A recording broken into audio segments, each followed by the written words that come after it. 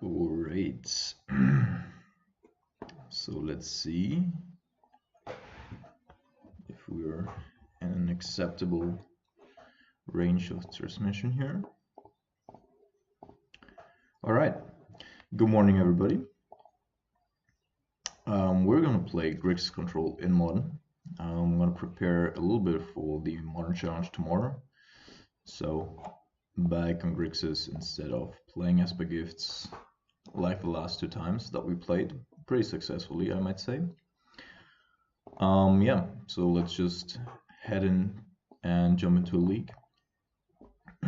So regarding the decklist, not much has changed. Was pretty happy with how that played out. Just going over it real quick. Main board stayed the same for quite a while now. Liliana on the Veil, currently not the best, but still good against Boggles and Hazards and stuff. Other than that, Phyrexian Scriptures does have his upsides, definitely does also have his downsides. But for the moment, I think I'm going to play it. So this hand is fine. We still need a red mana source, but we might be able to find it in case we're playing against a little bit slower opponent here. Misty Rainforest. What could that be indicative of? So just making sure here. Oh well. Is the connection stable? I hope the connection is stable. Otherwise, you gotta tell me. Yeah, so good morning, everybody. Hope you're doing all right. Junt, is it Junt? So if we draw another black source, then all right. So at least 4 colors.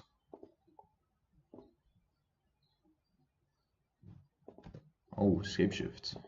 Not the easiest matchup for us. Let's have a look first what's going on in their hands. And then save the Thoughtseize for a later stage here.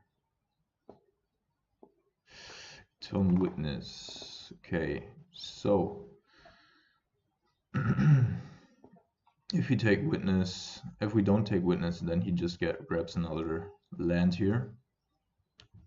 So I think Witness is the pick. I have the feeling that the connection's not really good. No, actually, seems right. Seems right. Just making sure. Here comes an island. Still need to draw 2 more lands in order to like somehow compete in here. But we do have a couple of sideboard options in terms of counter scrolls, dispels, and then surgical extractions in combination with fulminated mages, because they cannot go combo off without a Scapeshift, and generally speaking, they do not pack enough mountains to really threaten. Like in comparison to other shells, they don't pack enough mountains to threaten us just with Valakut's on board. So they're generally protective of them. Also need a second green mana source here, while also needing a third blue. And apparently they do not have either. So what we're going to do here, we do not really have any plays, so we're going to force him to use his Izzet Charm in order to dig. The Izzet Charm isn't good enough to counter our Thoughtseize here, of course.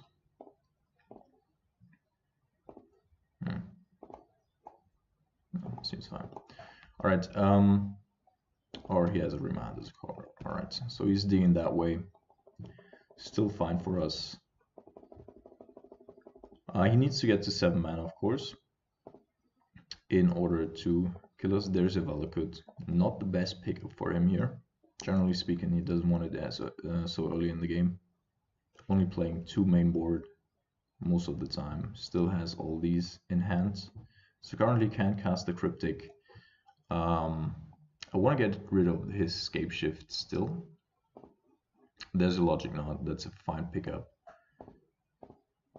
Although we need a little bit more in our graveyard to delve. But let's see what he does here. What else? So there's one unknown card in his hand, right? We do want to take the Scapeshift generally because he has to tap one more mana for the Bring to Light. And so he needs 7 mana to cast that one.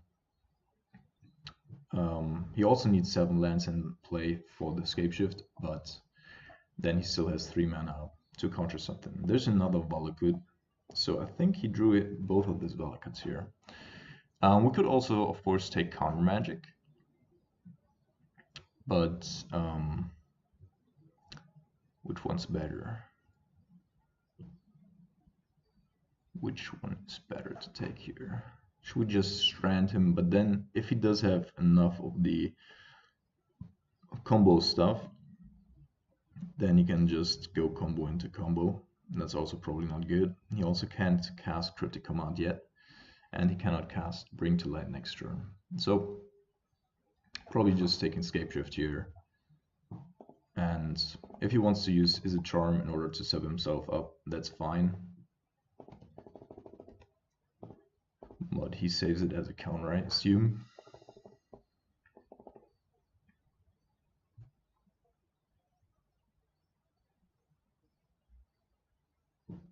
What is this?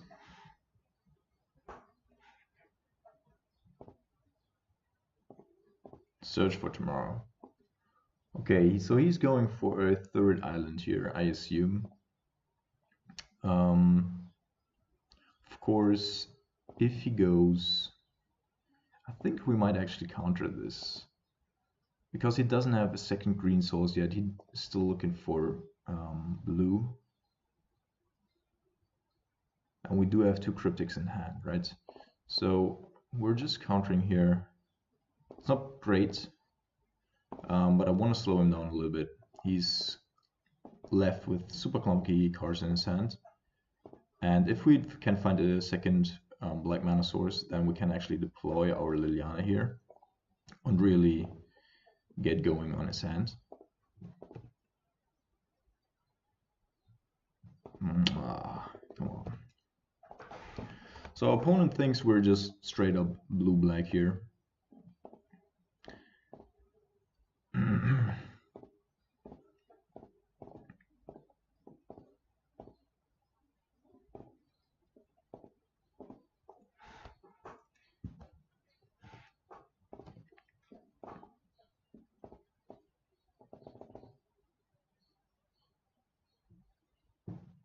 Okay. Opponent's casting something. He might also be cycling.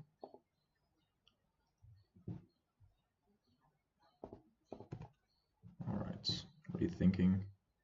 His approach. Now, we do have Liliana, but this comes 1 turn too late for us. Because now he does have the Is a Charm to counter our Liliana.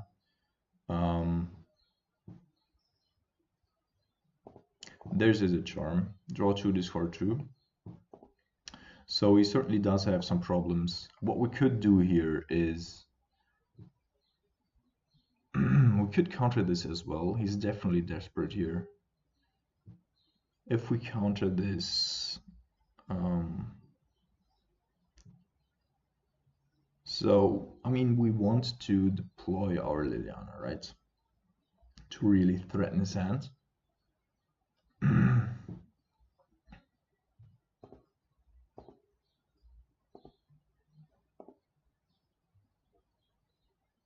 I mean, this is card disadvantage, of course, but so probably not worth to counter it. Let's see what he drops here. Discards from his hand. Cryptic Command and Remand. Interesting. So he might have more counter spells in hand.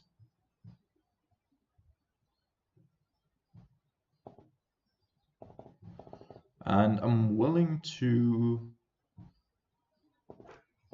fight over this. because then if this doesn't resolve, we can resolve a Liliana, and this is really my main objective right now.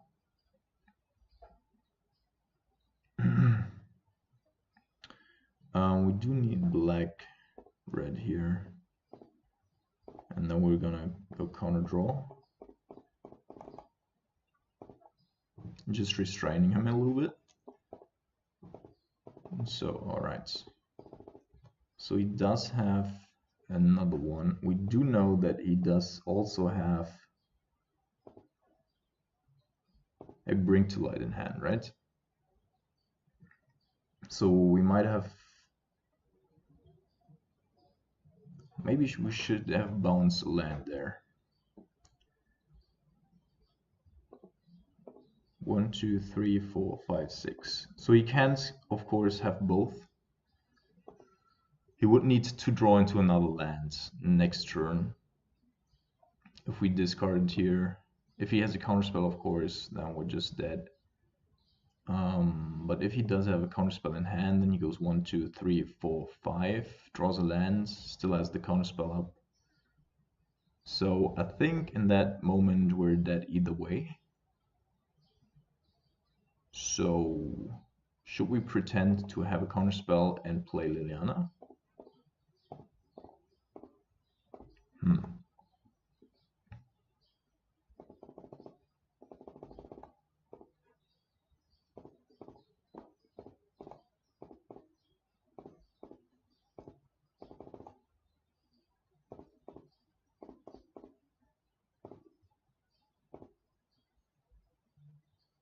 Let's see.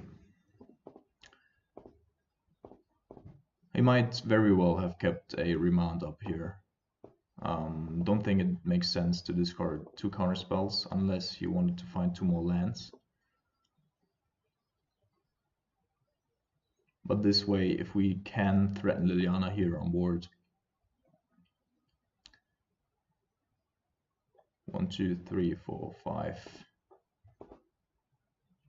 I mean, he still needs to, and he might also be forced to sacrifice a Valakut in order to resolve other stuff.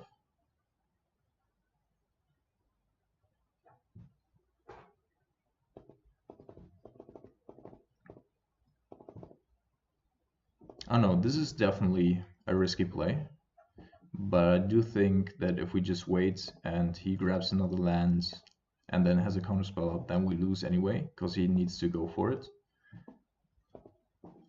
So waiting here, probably not a winning line. And our opponent has disconnected as of this moment. So he's not really thinking about what's happening here. Maybe it's a rage drop, hopefully. Yeah, so I'm just checking the connection really quick again, making sure everything's working. I hope it does. So Liliana, we have plenty of things to get rid of, so that's not a matter. But if we could, like, this is also a second green source, of course. So if we could keep him from comboing off here one more turn, then we do have Cryptic Command up, and he only has always 1 card in hand. So at that point, we're in a pretty good spot because we can get rid of his counters, either counters or combo, of course. So he let it resolve. We're going to discard here. Discarding the ugly terminates. And I'm saying that only because of the frame, not because of the artwork. And he's discarded a Cryptic Command. So he's left with 1 Bring to Light here in hand, and he's not allowed to draw an untapped land here. Okay, 3, 4, 5. Bring to Light with 4 colors. This is not enough, right? Like, he needs 1 more land. What is he doing? 1, 2, 3, 1, 2, 3. No, shouldn't be enough. Like, if I'm not mistaken.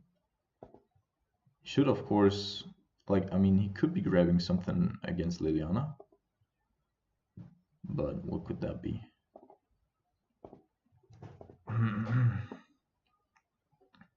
Hunting Wilds. Alright.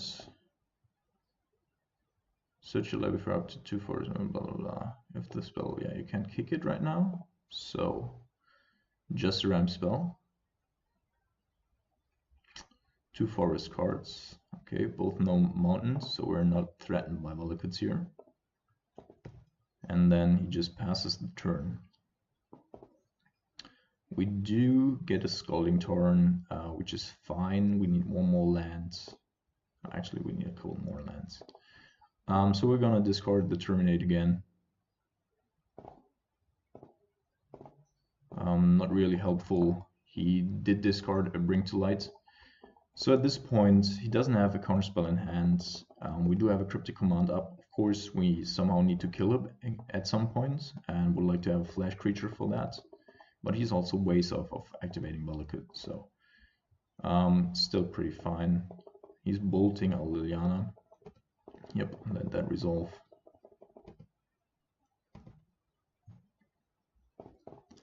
Not worth it to fight over the bolt.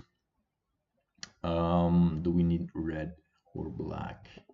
Probably need red more than black, because if we want to deploy Pinker and Lara at some point. The bold Kolaghan's command. So now one more turn, right?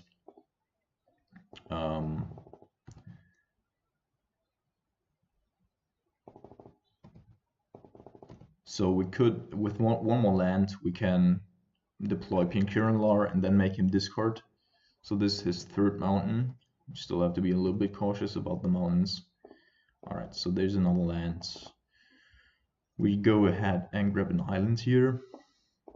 Deploy Pinker to get some pressure going, and then discard his card in his upkeep, which is fine with anything that he might draw, except for a counterspell.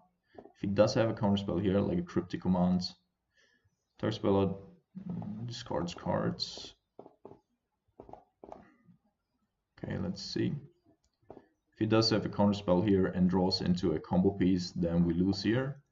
But we need, oh my goodness, come on.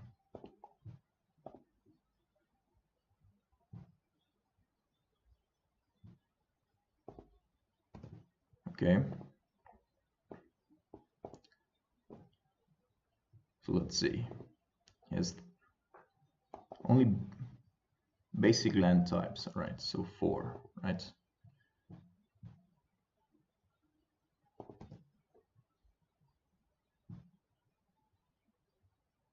So you discarded a swamp. No problems there for us. I'm gonna go ahead and discard with Lily here. Another copy of Pinker Lore. Now we do have Cryptic Command backup. And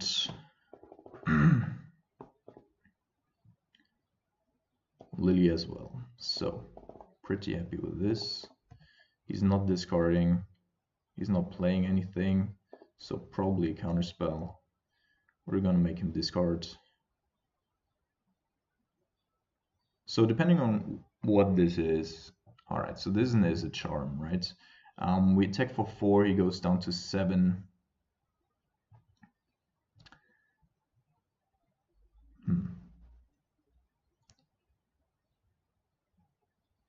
Yeah, so we could let this die, then attack with a tar pit. 1, 2, 3. Attack for 5, he goes down to 6, and we kill him. Yeah, that's great.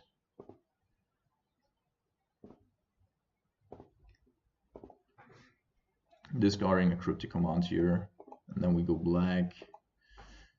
All right, engineered this situation here, where we fetch for another red source, and then we should be able to finish this off right now, if I didn't miscount, which I usually don't. All right, there we go. Game 1 goes to us. pretty interesting matchup here. Terminate's certainly one of the worst cards ever.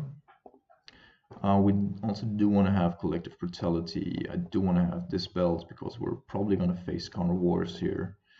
Fulminator Mage is certainly good. Liliana's actually both of them, although the one Liliana here was pretty alright. And that's probably an underestimation. If that's a saying, I don't even know if that's a thing. Gonna get it a little bit tighter here on my top end because I don't want to be stuck. Like, he can only win through non-creature spells, right? For Color Scapeshift. So yeah, it's probably enough if we have one Pioneer Lore and then pack a Surgical Extraction against Scapeshifts. If we catch that one, then we should be alright. So maybe we're just going this way to have more additional information about his hand. He might also be playing stuff like this, definitely keep. He might also be playing stuff like keep. What was I gonna say? Search for Tomorrow here. Yep. Torrential Hug, for instance. So we do have a second mana source here, so that we can fetch for a basic and don't go down too much. Actually, no, I'm fetching for Watery Grave here because he's the 4-color Scapeshift and has Obstinate Baloth and Scapeshift in hand. Alright, good to know. So we need to find a counter spell before he gets to Scapeshift. The Obstinate Baloth is a little bit annoying. We also need to counter that one actually. And it's already coming down next turn. Another Search for Tomorrow. Alright, so there's a cryptic command. We do have the means. Okay, Thoughtseize is a good card. We can get rid of Scapeshift next turn. Then can we kill? Like, he played the Demons right now. Still has a mountain. Yeah, so he can go and do that next turn. Then we probably have to deploy Snapcaster and then Snap Bolt the Baloth when he attacks us. So we need to get rid of Scapeshift first, so we don't die there. And then play the Tar Pit here to set it up. He might also just be keeping the Baloth, of course, in hand to protect his hand from discard.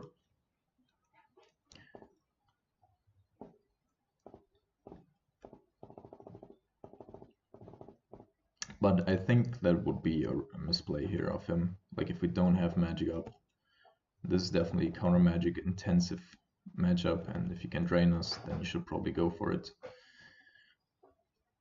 But we can take 2 hits, so we have 3 more rounds to set that one up. Yeah, there comes Baloth, right? Yes. Sure, it's not great for us. So we're not gonna shock here. And then next turn, we're gonna get rid of his Baloth with our very own Snapcaster Mage in case he doesn't draw a counterspell.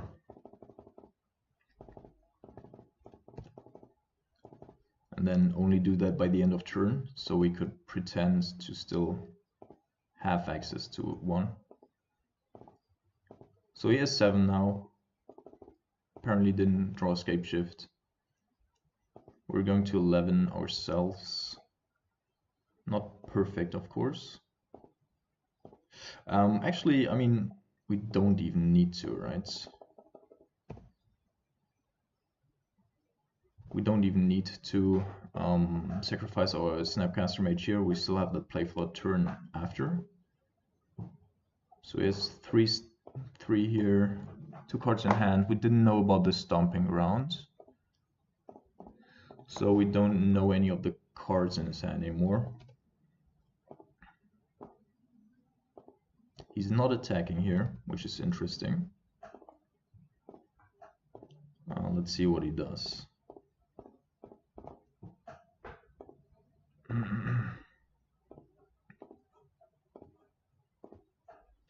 Just making sure I'm having his graveyard here in our view. Okay, apparently he's going to counter with the Dispel. Good to know about it. So now, okay, this is a good draw, right? So let's grab the Scapeshift here. Forge Alive, we're going down to 9, and this is somewhat risky, of course. He does have a Valakut left in hand, right? So yes, there's a second Scapeshift. He only runs 2 Scapeshifts. Let's have a look here. We might, of course, be able to. So there's an Obstinate Baloth. There's another Valakut. He's running enough mountains to potentially kill us with Valakut, but that still takes a little of his time. And then he has Slaughter Games, interesting pickup here, and Snapcaster Mage. So there's actually not much going on that we are afraid of once we got rid of these Scapeshifts. But good to know anyway, in case we have to go for another round. And now what we're going to do here is, he's also playing only 3 Valakuts. So in his upkeep, we're going to play Snapcaster Mage, make him discard, and deal 2 damage to Baloth.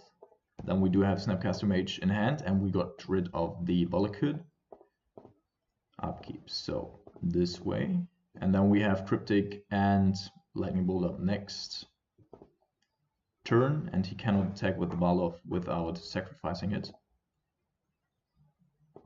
And then we do have, in case we draw another Snapcaster Mage or a Jace, we do have access to Surgical on Valakut. So I think this is a pretty decent play here. He also doesn't have 3 blue mana yet,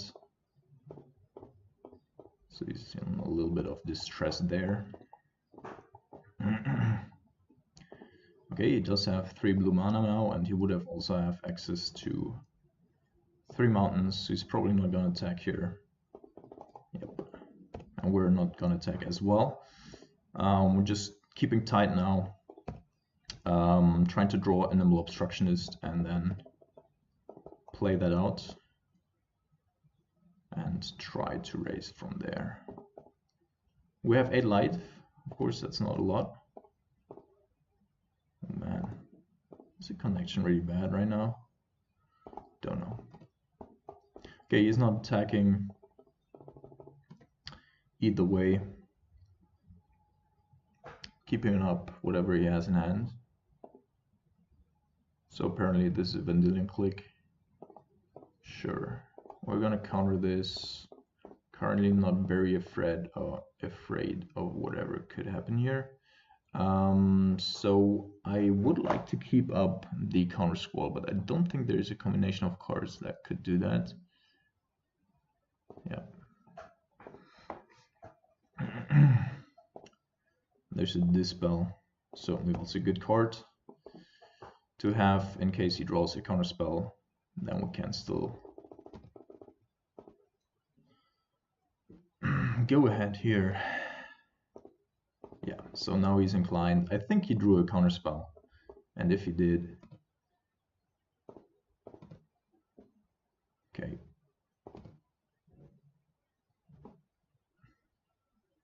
He didn't draw a counter spell, but Farseek. Okay, so we're killing the Baloth here. Keeping up the next turn we're starting to attack with the Tar Pit, keeping up the counter squall, and then putting him under a little bit of this pressure here. So he still has a lot of lands, of course, that draws. And there's exactly one card left in his deck that I do not want to face here. So I'm taking the odds and going to town.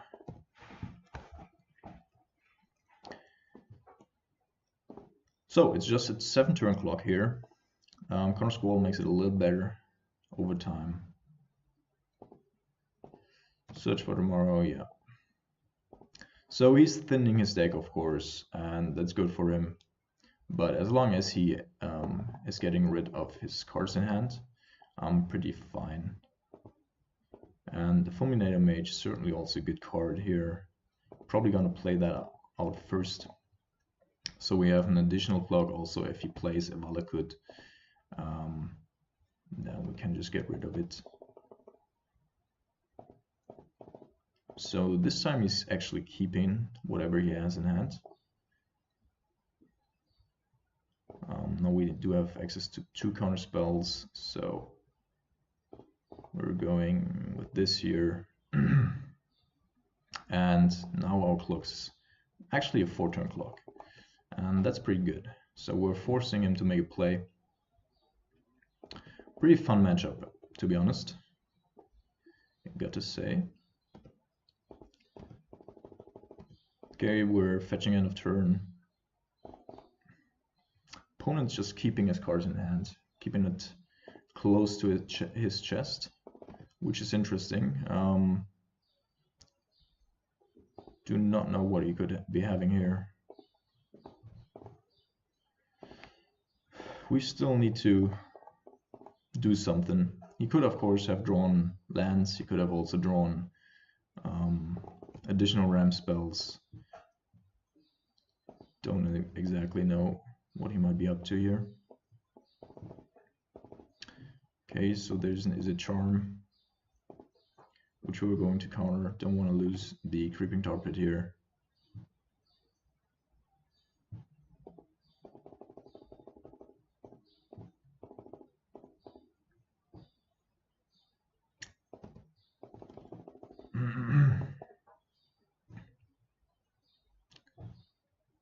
Okay, so there's the Baloth, and this is actually like the worst thing that could have happened to us.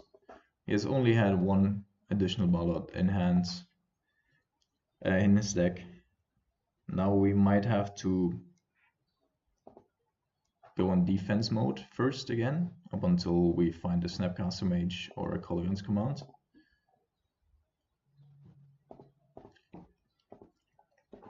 Alright, so do have 4/4. Yeah, we can keep Cryptic up.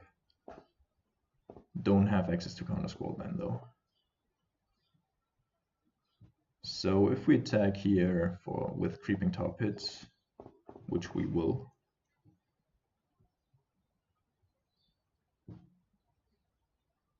Okay, so our opponent, I don't know, maybe it's something with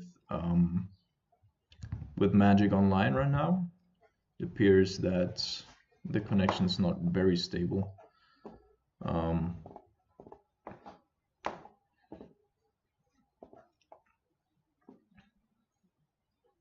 Our opponent's disconnecting for the 2nd time. So it's a 5-turn clock without a Creeping Tar Pit, of course. Not very good.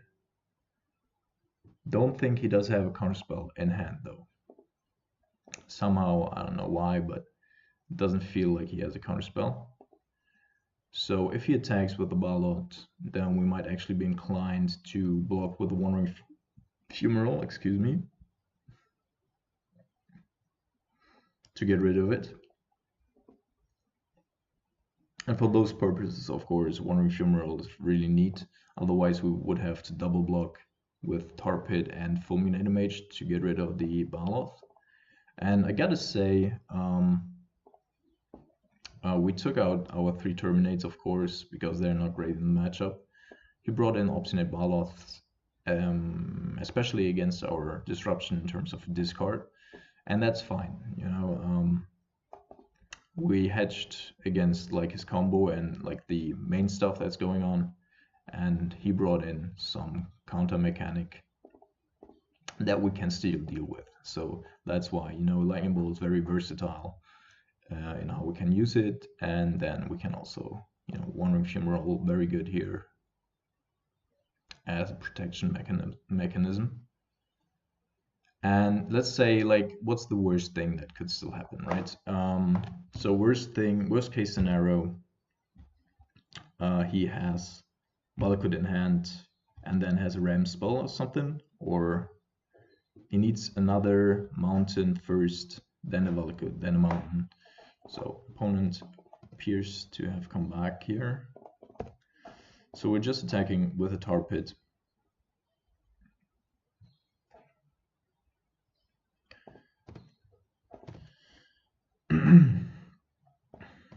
So if he's attacking here, which he is, then we're gonna, and this might be a mistake, of course. Maybe we shouldn't do this. But he has so many dead draws in his library. Okay, so a cryptic command. What are the modes? Tap out, creature to open, control, draw a card. Okay.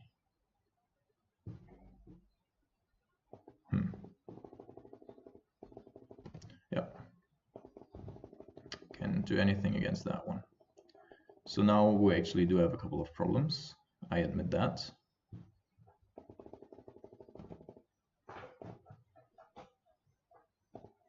There is another swamp though. So this allows us to have, man, are we risking it one more time? I mean, if he draws a bolt, I don't know, I didn't count his bolts in his deck. Oh, we're still keeping attacking here.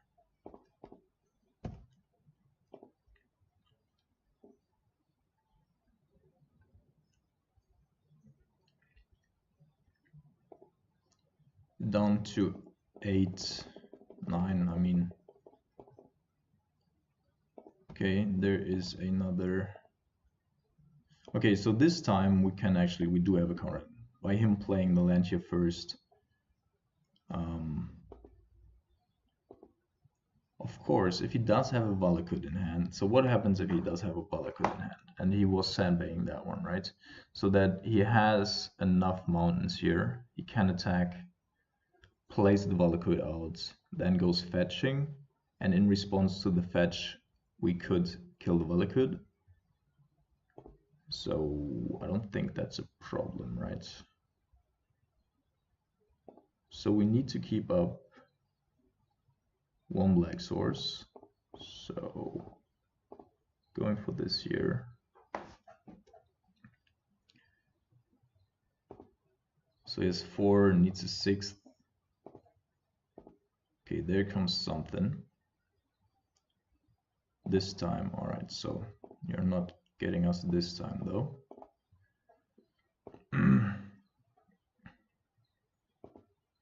So we're blocking with a Fulminator, then taking out one of his mountains so that he needs to draw an additional mountain as well as a Valakut. He doesn't have any cards in hand now. Going to block here and then attack for 7, so he's dead.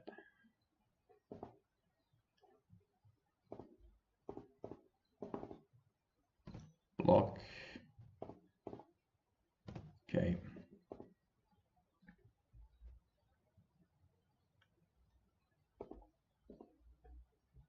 Yeah, we do have enough mana to activate both. GG's. Tight games.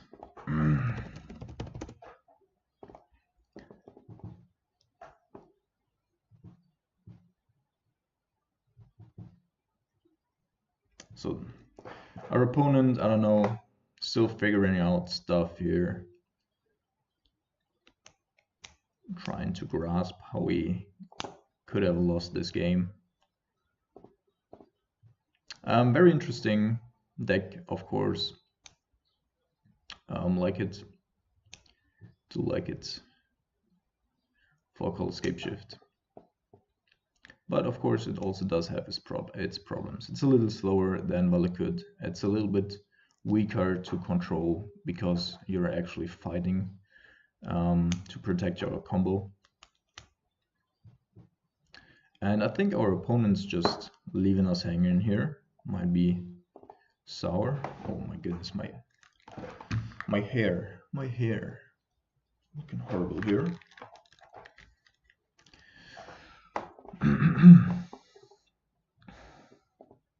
Or you might just have disconnected again. Alright, so killing something here. Taking no damage. And then we're going for the kill. Alright, so let's not fuck this up. This, and this. And then we go here, here, here, and here. Still have mana left up. Switch, one ephemeral, and attack for X-axis. So it was a little bit of a gamble, of course, but you need to take a gamble in order to win those games. Pretty fun matchup though, gotta say.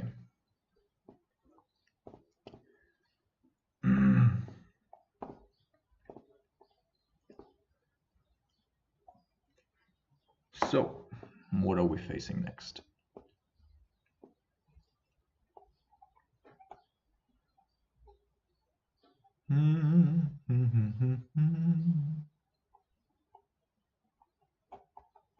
So the modern challenge tomorrow, since the payout is always the same, like it is not adjusted for how many players are attending, I only like to play the modern challenge when it's like not more than 8 rounds. So 2 to the power of 7, which is well, this hand probably not a keep. Smiley Man. I have the feeling that we already played against that dude at some point. I remember the bottle gnomes here. Yeah, in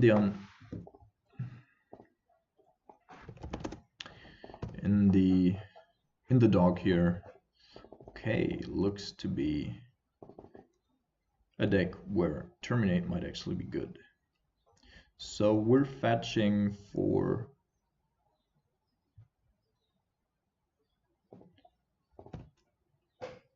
black blue here.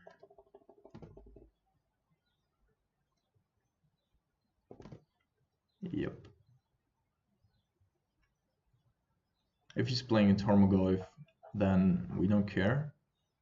If he's playing a Dark Confident and Grim Flare are different. So we actually need to get rid of that one, which is annoying, of course. But I don't really want him to set his draw steps up. So Watergrave here. Okay, Cryptic Command. Interesting. So we definitely need to find another Steamens with this one. If he does something pre-combat, which he doesn't. So are we gonna let him stack his library? Take 2 here, probably. Just preventing whatever might happen. And yeah, of course, that's really good for him. But maybe he has a fetch land in hand or something and doesn't make... Oh my... Well, Mushroom Pulse. Sure. Kept 1 card on top of his deck. See, so there's an Inquisition. Now we go ahead and... We wanted to prevent a Liliana from coming down, right?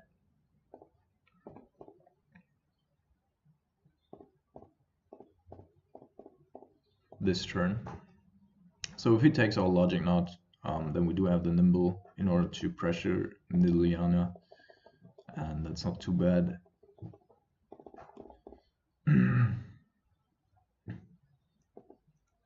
But we still need to, yeah, he's taking the logic node, and he doesn't have an additional land. So this is interesting here. So he definitely put a land on top, right? He has 5 more action cards in hand. So we're gonna go with, he discarded a Maelstrom Pulse. He thankfully doesn't know about our Pian Kiran lore. So if he goes for Liliana here, well, he needs to fetch first. So he kept the fetch on top. And there's Scavenger News. Sure.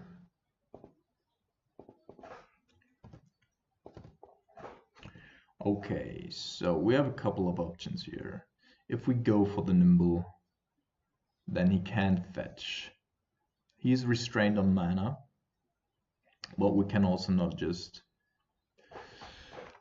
not play the Nimble. He'll get there eventually with the mana. We do want to have Cryptic Command up. We could also just go for Pian Kiran Lar next turn. There is one Grimflayer in his graveyard, of course.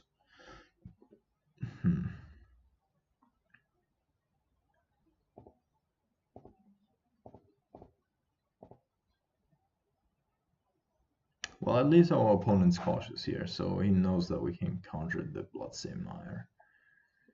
What are we gonna do? He could, of course, also have the likes of Bloodbraid Elf in his hand. Creeping Top, the blood. Yeah, well, we're still gonna cast here. Can't just wait.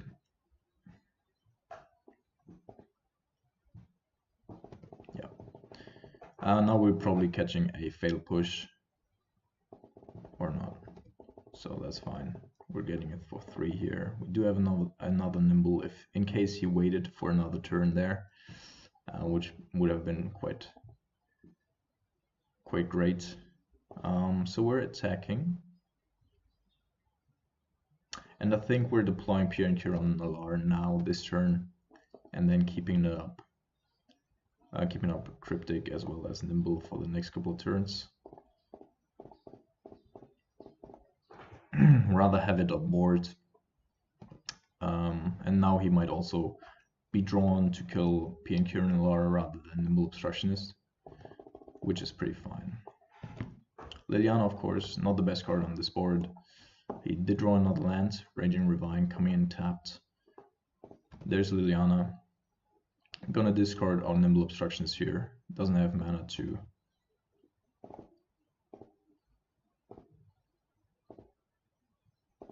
There's another Liliana, alright. Okay, so we are attacking Liliana for lethal in the air. I mean, we could also just pressure him, right? But that's probably not the best use. And then we're gonna not attack with the Thopter just in case. If he activates Treetop next turn, then we do still have Cryptic Command up. Otherwise, we can also just block the Scavenging Ooze or Raging Ravine here. Yeah, I'm actually totally fine. I'm content with this trade here. That's why I offered it, right? Rather this than anything else. If Treetop's coming in, we're taking 3. That's not a problem.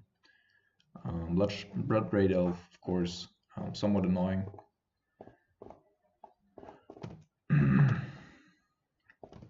But apparently it doesn't do anything here, which is quite interesting. So he does have a couple of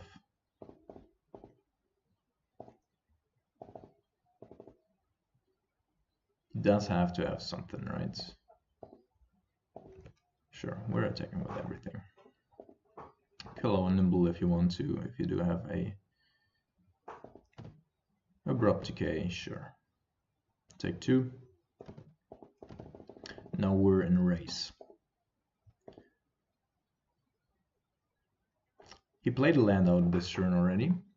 He didn't play a land out last turn, so he doesn't have an additional land in hand. Attacking out with the treetop here. And yeah, we're going down 3 first.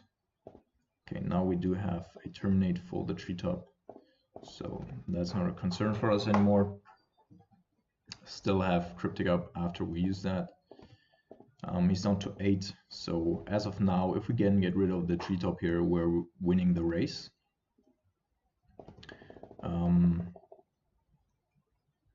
And he's always playing the land first here, and I don't think that's actually a right play. Don't think this is correct, because if we bounce the treetop, then he can't replay it, and then he doesn't have any place this turn. And we do have 2 tar pits up, so he can't also just, if he taps out, then we attack for 5. If we draw a bolt, he's dead. There's Colligan's Command, also a good card. We could return Piankiran Lore. Just attacking with our Thopter tokens here. Keeping it simple. And now, if he does have additional removal, he's almost forced to use his removal on our Thopter tokens. Man, my stomach is grumbling. Alright, terminating a Thopter token. Certainly not the best use of terminate there. And he probably does have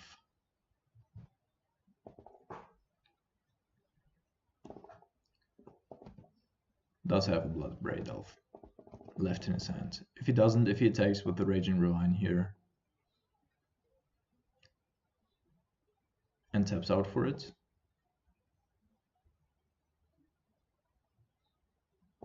let's see. There's a Kalitas, interesting. Okay, so we're gonna counter this one because we can't get rid of it elsewise. There's another Cryptic Command, so we're still taking it slow. This is a pretty good draw, but there's no need to rush this. We do have lethal next turn, so no matter what he does here. Okay, let's see. We're gonna fetch for 1, and now dismantle what he has in hand. So we're gonna return and make him discard, return Nimble, so we have lethal. Still have Cryptic Command up, and then he's dead. So he's most likely just been pretending here to hold whatever. So this turn, at this game, we've been on the draw. Yeah, sure, Lightning Bolt. Still dead. Doesn't change the equation. So we've been on the draw here, as well as having to mulligan, and our opponent didn't mulligan and was on the play. Well, of course, you know. But so generally speaking, we're in a better position post-board now. Nimble Obstruction is, so he's probably keeping in his removal spells. So Nimble is not particularly good on the draw. Yeah, we can catch some stuff, and sometimes it's good, but many a time it's also just not good. Well, let's see what we need. Scorpion God, they just can't get rid of. I expect Kalitas to leave the fray here. Phyrexian Scripture is actually something that's pretty good, I think. Shrinks down Grimflayer and Goyf by the 3rd ability. Protects whatever we play, like say Fulminator Mage or Jace or whatever. So I'm pretty happy with that one. Liliana, the Last Hope, probably not good in the matchup. I'm gonna have a little more counter spells here for their non-creature removal. We might also just go with a Collective Brutality here instead of the counter squalls, just because of the he's playing a Grim Flayer list, and we don't know if he's playing additional copies of Dog Confident. And on the draw, probably want to have Nimble still over Jace's. That's costing us a little bit of value, but I want to blank his removal spells as much as we can.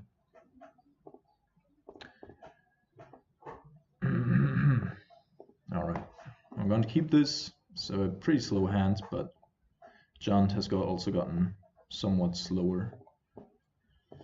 So let's see. Okay, no turn 1 play. Need to fetch black-red with this anyway. So we can also just do this now, in case he plays a Dog Confident or a Grim Flayer.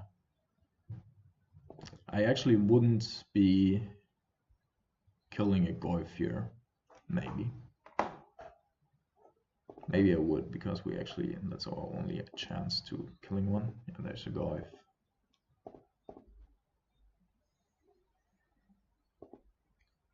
Alright, kill the Goyf while we have the chance. Before our bolt turns out to be bad.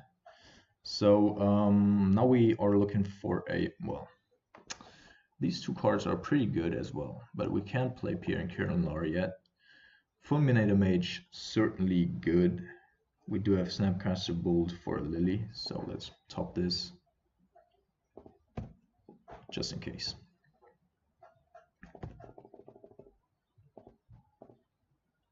Okay, yep. Oh, there's a Fulminator Mage of his own. Ooh. Yep. So now we need to look for lands. There's a land. Would have also been Black Source. So we're gonna bring this in tapped. So now, of course, we do have problems with our own Liliana here. There's Blood Raids. There's a Goyf. Now it's getting difficult here. Taking 3 this turn.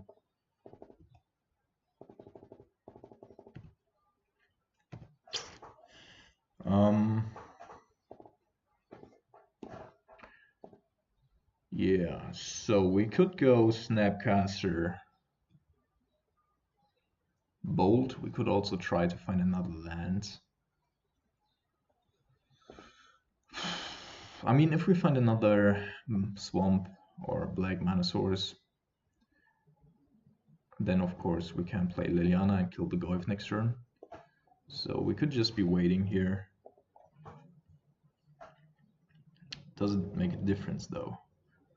Let's have a look at his hand, then just block with the Snapcaster. We're taking 4 of the Goyf.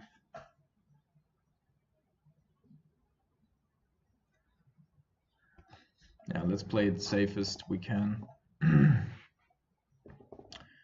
Safest way possible. Right, checking real quick again. Okay.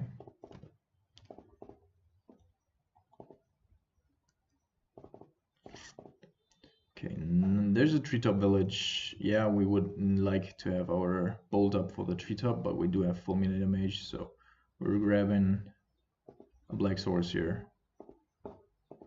And then go for Snapcaster. And bolt the Blood Braid.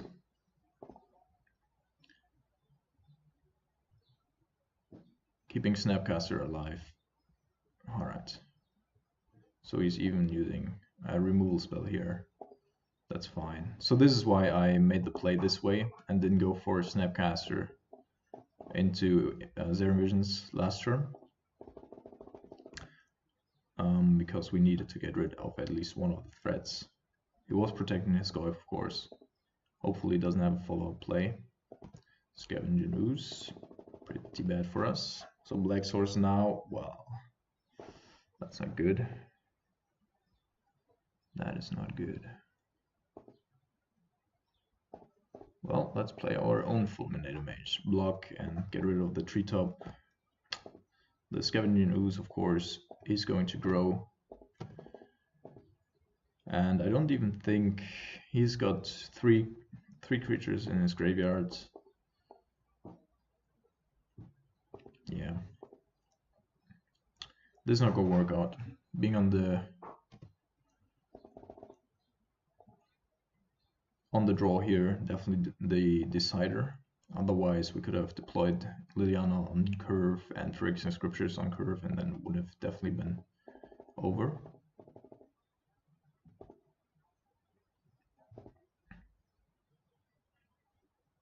And now, of course, like in this very situation, we would have, if this were to be a Damnation, then of course we would have an actual out.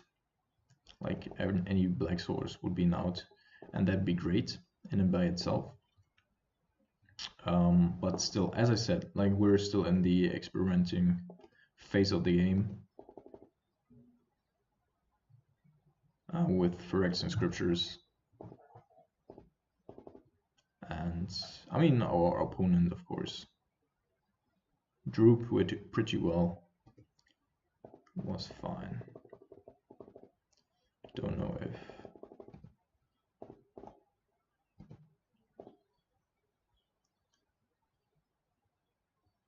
so. We're taking 4 here. The only chance we have is to draw black source, then go Liliana, make him sacrifice something, live for one more turn, potentially. Although that might not even be the case. We're dead anyway. Colorgun's command isn't good enough as well. So let's have a look at this hand, just in case. Alright. So the Bloodbraid really, like Fulminator into Bloodbraid, really got us there. Is there anything we want to change? No, I'm pretty happy with everything here. Yeah, I think this is pretty alright.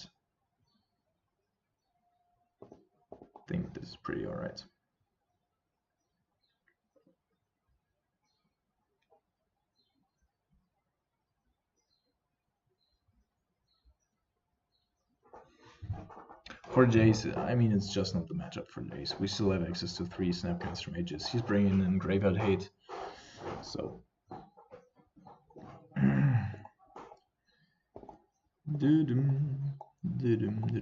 I hope that's not too annoying to have the OBS interface coming up in between. Just want to make sure the stream's going on alright.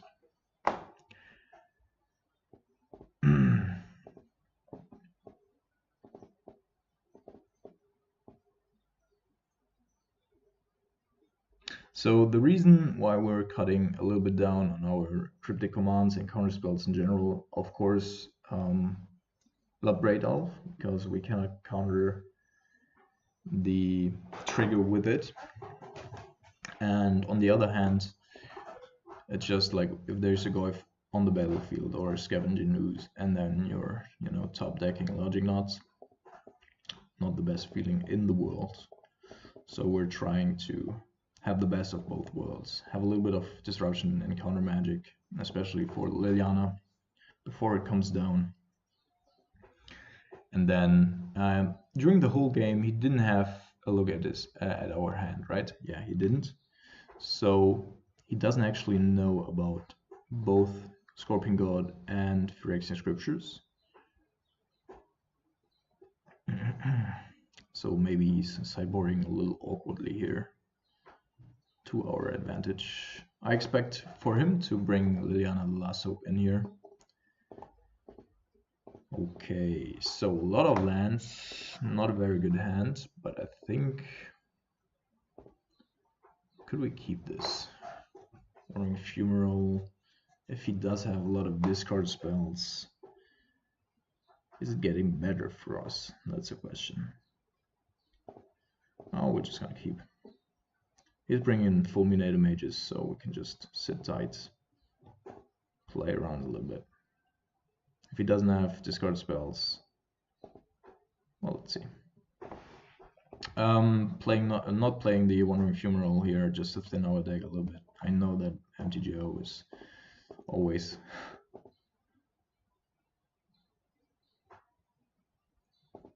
somewhat bugged in that regard, that you just, like, once you draw lands, you always draw lands. Okay, he's taking our Color's command here. Sure. We're just left with lands. But we can also disrupt a little bit.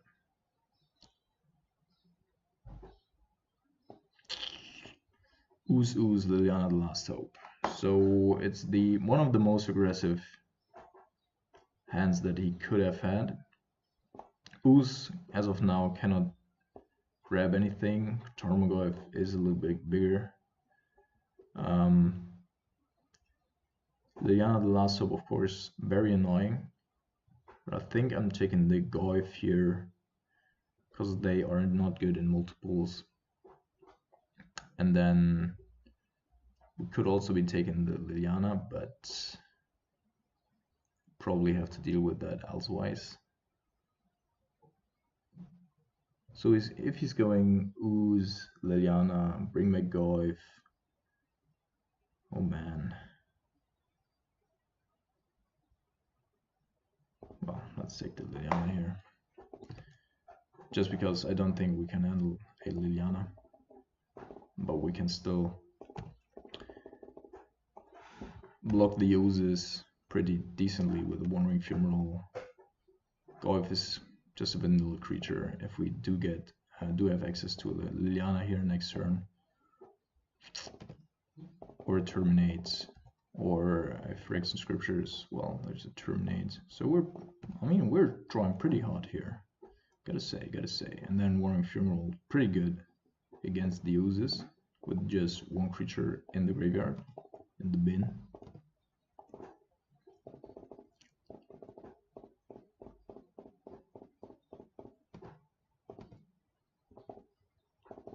And of course, we still do have the Scorpion God as a top deck. So what I really would like to see here is him playing Ooze, Treetop, and then us drawing a Phyrexian Scriptures, so that he cannot play anything next turn, and then his graveyard gets exiled. But that's maybe better one addition. Well, all right.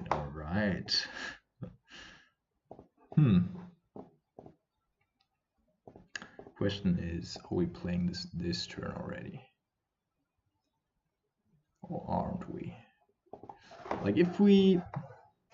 Treetop Village, of course, is pretty weak to our Wandering Funeral, and he still needs to tap out for it. So if we go Phyrexian Scripture, like, apparently we're getting anything we hope for, so we want to have a Scorpion God next. Phyrexian Scriptures. So what are we definitely blocking here? He needs to have a Thoughtseize in order to get rid of our Phyrexian Scriptures. We can, of course, get more value if we wait for an additional turn, but that could also cost us the Scriptures, of course. But, well, let's risk it, right? Need to make up a little bit of card advantage here. He could also just attack with a Treetop Village. Inquisition is not good. Alright, so he's attacking with a Treetop. Getting in here for 5. Alright, so this time we didn't draw hots. So let's prevent him from playing something else. And then have Treetop up, right? For Wandering Funeral up.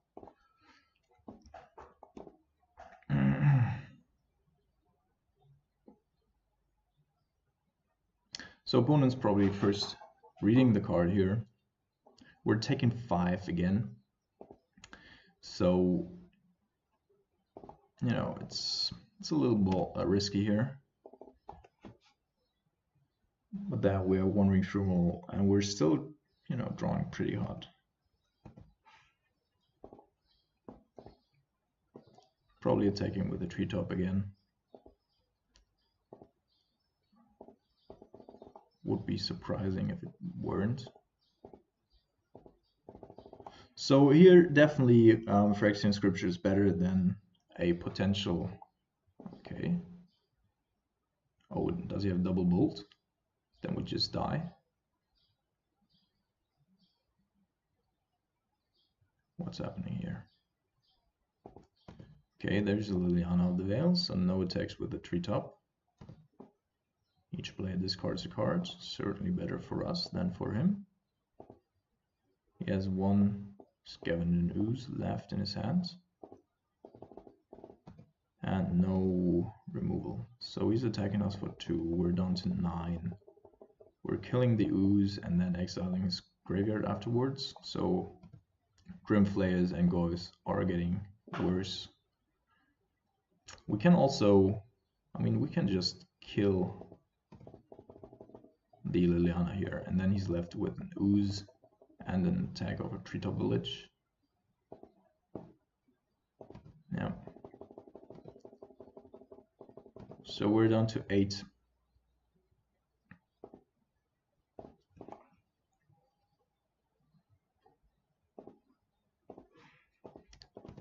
Four.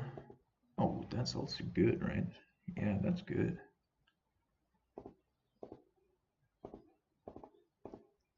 So we're taking this one off the battlefield here.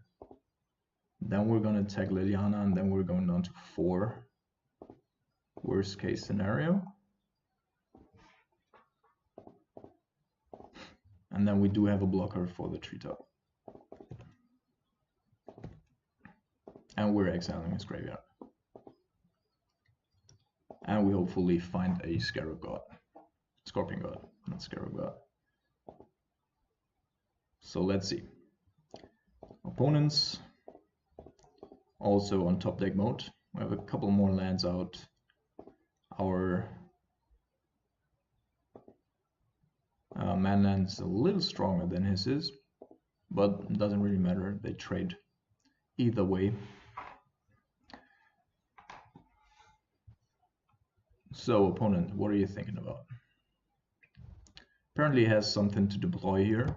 Otherwise he wouldn't be thinking of choosing either attacking with a treetop here or going for a play.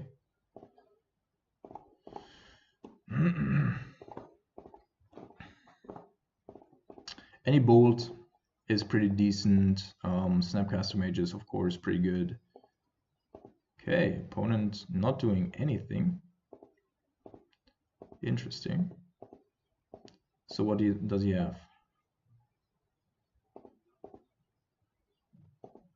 Call against command.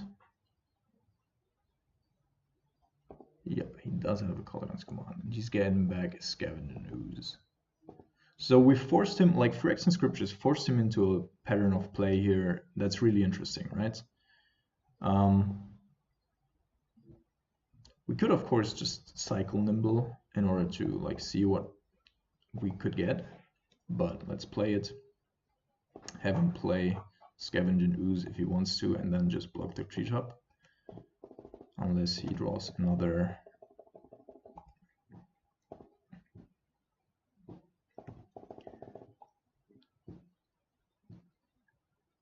removal spell, but it's a Blackleaf Cliffs, so he also doesn't have anything to get rid of. We're definitely taking the trade here. They can do damage in between, but that's still fine. Our Wandering Funeral is still decently blocking the Scavenging Ooze, and he has to leave. Yep. So let's see.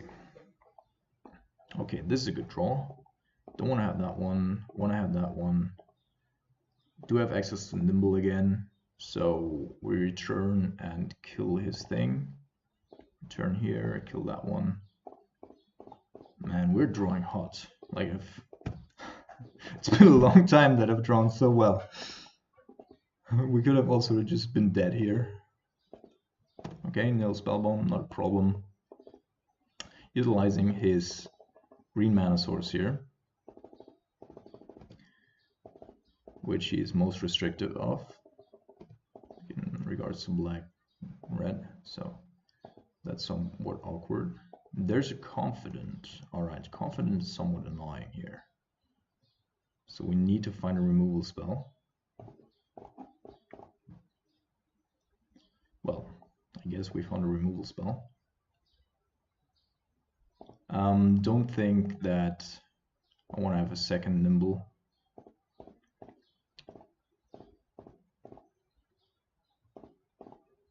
I cannot believe that we're still in this game. Like, there could have been so many lines that, you know, wouldn't be good for us.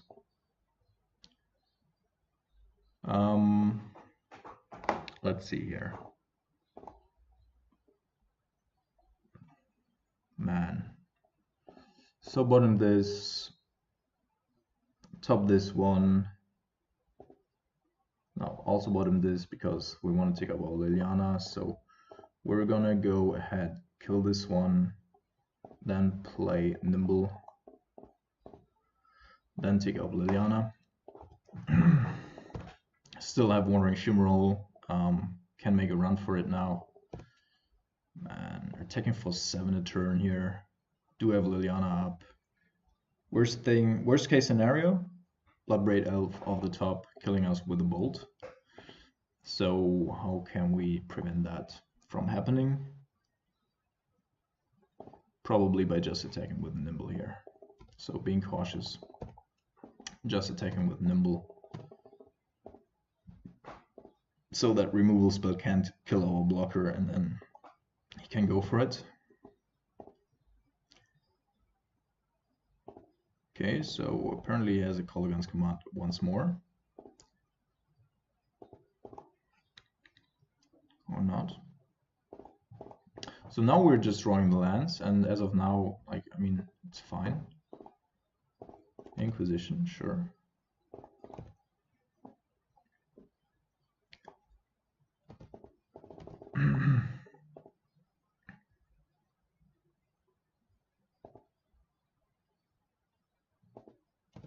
Okay, there's a Goyf. Goyf is not a problem.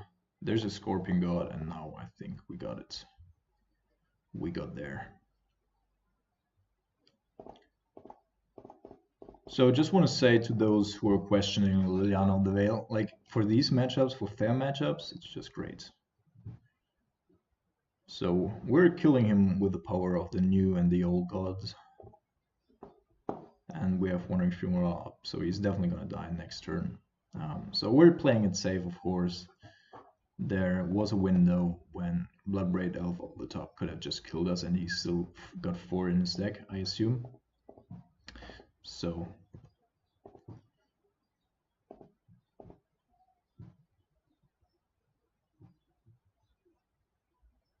there's Liliana.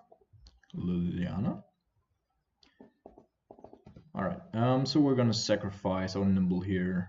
Doesn't really matter. We have the Wandering Shimmerl. Good games, mates. Really fun ones, gotta say. And we drew, like, exceptionally good. Exceptionally good. So, yeah, I mean, let's do it the fun way, right? Let's make him think that we actually fucked up here. Attack him.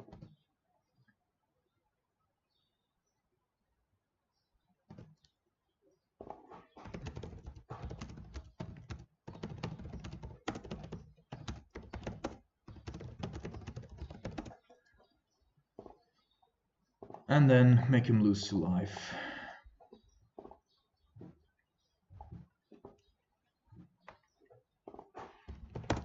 So decent opponent, not being salty here. We admitted that we were drawing pretty hot, but I think we also played it correctly in the most stages. So we're 2-0. Good morning, Paulie. Yeah, that too, Lava X. Not after the brutality though. So we're 2-0, two awesome matches. How much have you seen of this match? Um, pretty great.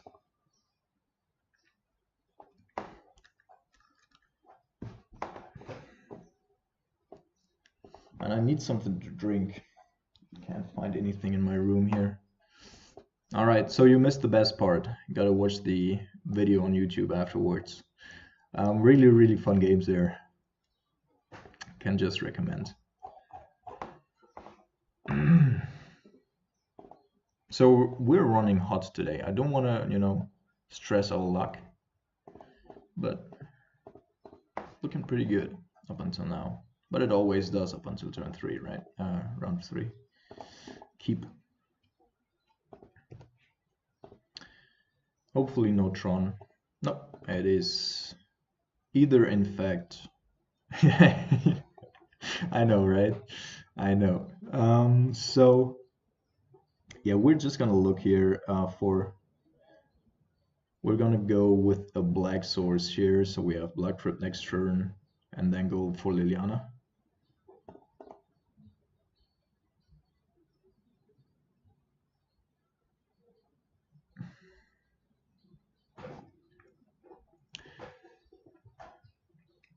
So opponents here, either on Infect or on Affinity, most likely on Affinity. Most lists are playing the new Karn, Sign of Urza now. So we have a decent turn 2 play here. That's why I would actually want to have the Logic Knot for later stages, also against a potential champion that might be coming down. So we're keeping up our counter magic just in case here. There's a Steel Overseer. Steel Overseer not able to pump anything yet here. So we're actually gonna be somewhat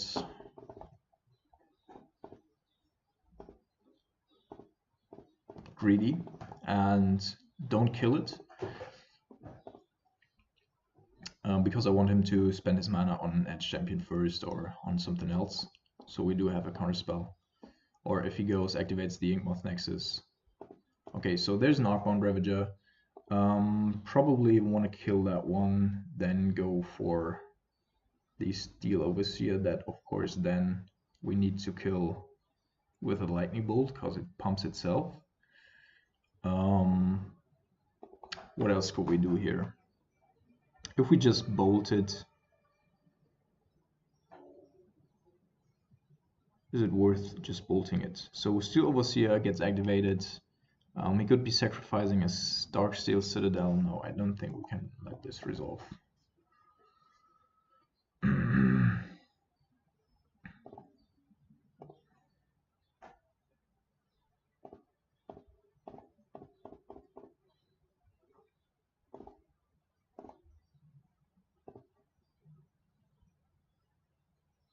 Or can we?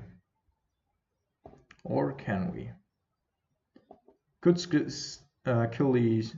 No.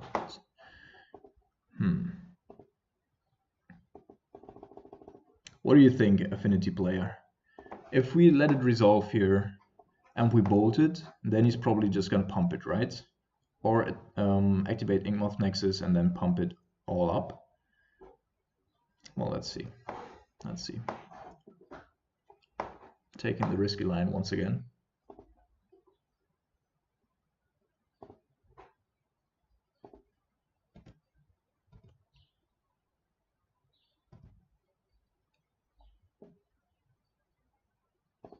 I mean, we do have the Color command, of course, next turn. So no matter what he does here, sure, fair. Okay, so we do have Color command as well, though. So we could just Like Edge Champion is just, you know, really annoying.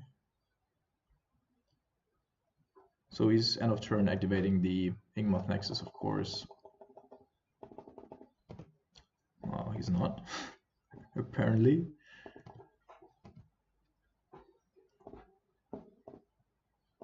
So I don't understand all of the play patterns that our opponent's doing here. So there's the Edge Champion, and that's what we're waiting for.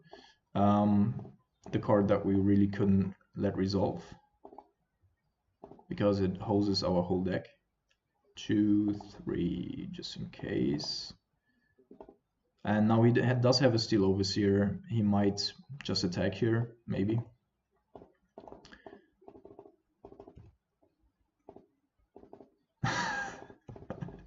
I know, man. So what we're gonna do here, now we're using Colligan's command in order to kill the Vault Scourge, then next turn deploy Lily. So we're gonna go destroy artifact, deal 2. And if he does have a Karn, Scion of Urza in hand, then we're fucked. We played around most stuff that we could. But a Karn here, there's a Cranial Plating. Annoying, but not too annoying. He just has 4 artifacts. Still 2 turn clock though. We do have Terminate up. So we're gonna deploy Liliana here, I think. Or do we need to look for something else first? Is there a creature that we could potentially bring back? No, there is none. Mainboard counter spells are very unlikely, but we cannot play Liliana and have a Terminate up, so we're just going with Serum Visions here first. There's another Liliana, also a good one, and there's a Jace. So we have access to everything here, so we're going to have Jace on top, Serum Visions on top, and then have both Lilianas, and can choose whichever is better in the given situation.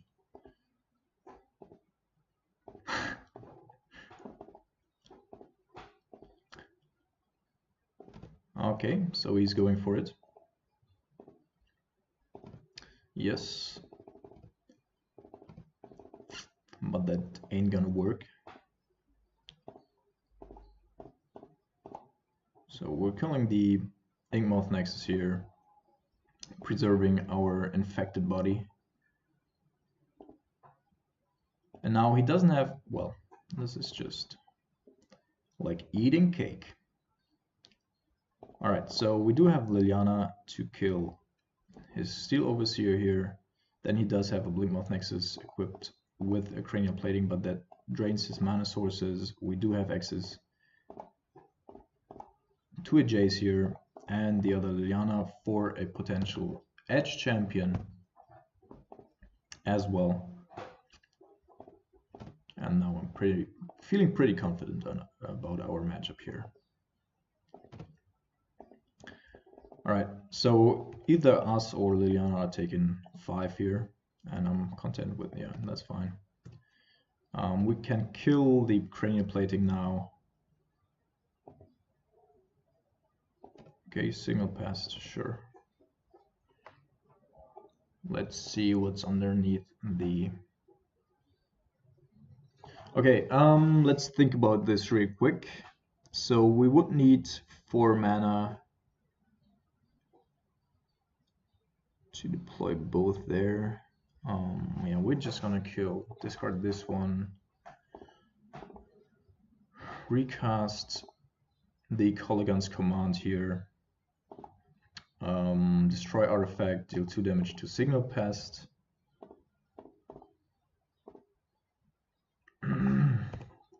and have him left with just a Blinkmoth Nexus.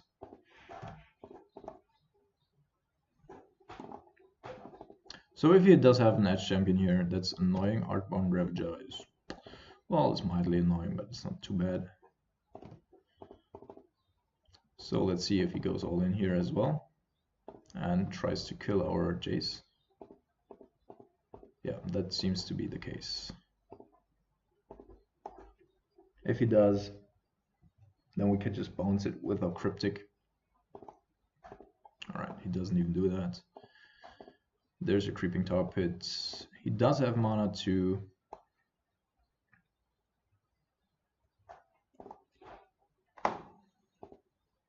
activate the Blinkmoth Nexus, and then we would have to deal with an Arcbound Ravager. So we're probably 1, 2, 3. Yeah, he doesn't have enough artifacts to really make Arcbound Ravager big. And then we can still, if he tries to move the counters to the Blinkmoth Nexus, we can still bounce it with our an additional Arcbound Ravager. 2 Arcbound Ravagers are somewhat annoying, I gotta say.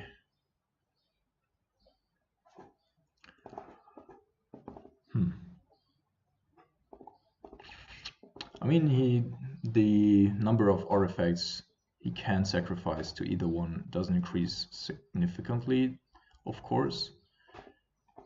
But I feel like we want to counter the second one here. Because then, if he's moving around counters, of course, one removal spell isn't enough. So we're going to go counter draw here. I think our opponent's going to be pretty happy with our choice. But that's still fine. Still generating card advantage, drawing into another removal here. Pretty good. So let's see if he does make a move.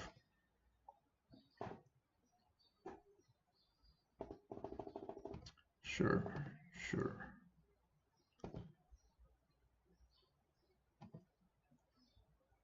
So killing the Blinkmoth Nexus here leaves him with an Arcbound Ravager, or he could just go sacrifice everything and throw it onto the Nexus. And I would actually be fine with that, right?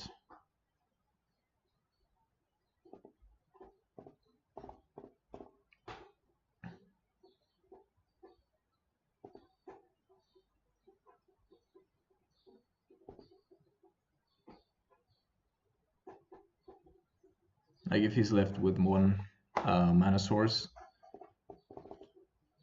Alright, so now he's just dead. This is pretty alright.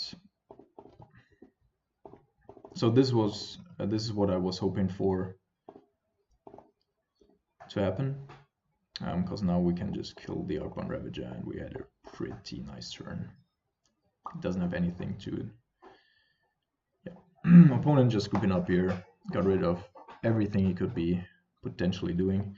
So we're trimming a little bit on our counter magic, leaving in some stuff against Karn though, because we really have difficulties with dealing with the resolved Karn. Do want to have the Is It Steady Casters. Our Nimble Obstruction is just bad in the matchup. Thought Seizes aren't the best because our Affinity is so aggressive, and top decking them is also really bad. I do want to have the Fulminator Mages, do want to have this big thing, just awesome in the later stages, and we're gonna go down on 1 Thoughtseize.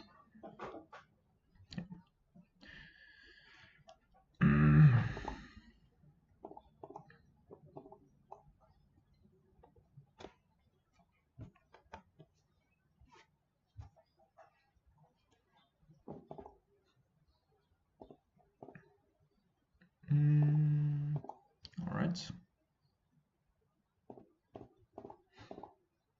So, how's it going for this week, Paulie? Are you attending another tournament during the weekend? Or taking a break this weekend?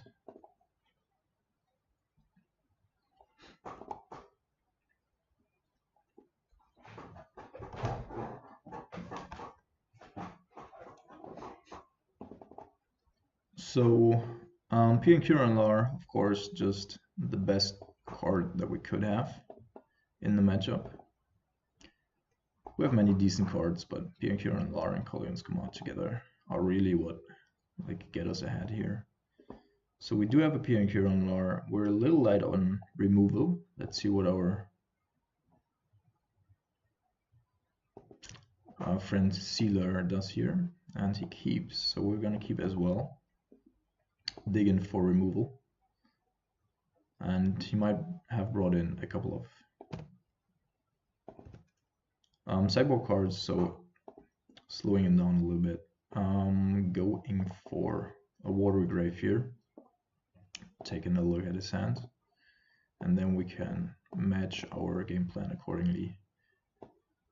Okay, Disdainful Stroke, Galvanic Blast, and the Signal Pest. I'm not even sure if I want to take the Disdainful Stroke at this point. Like, we can easily play around that one later in the game. So we're taking away his not very high clock anyway, but taking the Signal Pest. Is that Inkmoth Nexus? Yeah. So in come the 1/1 beats. Now we just need to find removal and then deploy a Piankiran Lar at some point. Alright, even better. See what's underneath. Collective Brutality also good. Fulminator great. Colligan's Command superb. So what do we know about his hands? He doesn't have... Alright. So we're gonna go grab his Disdainful Stroke now. Then we're playing Colligan's Command in order to kill these two things. And then we're gonna deploy Piankiran Lar. Oh, there's another Inkmoth Nexus, alright.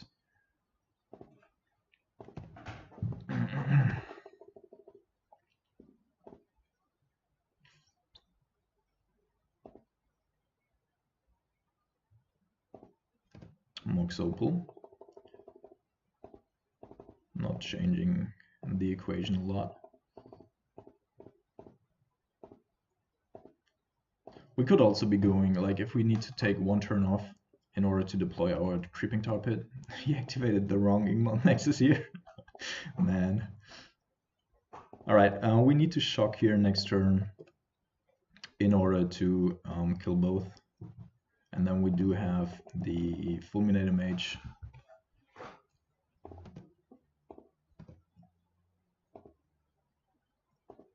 To kill.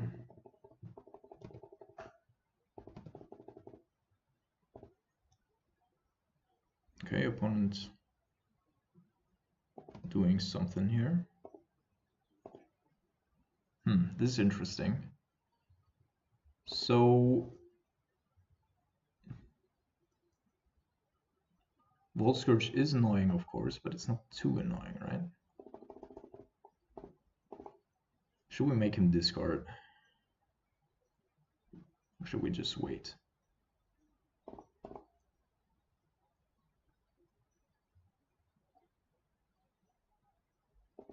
Yep.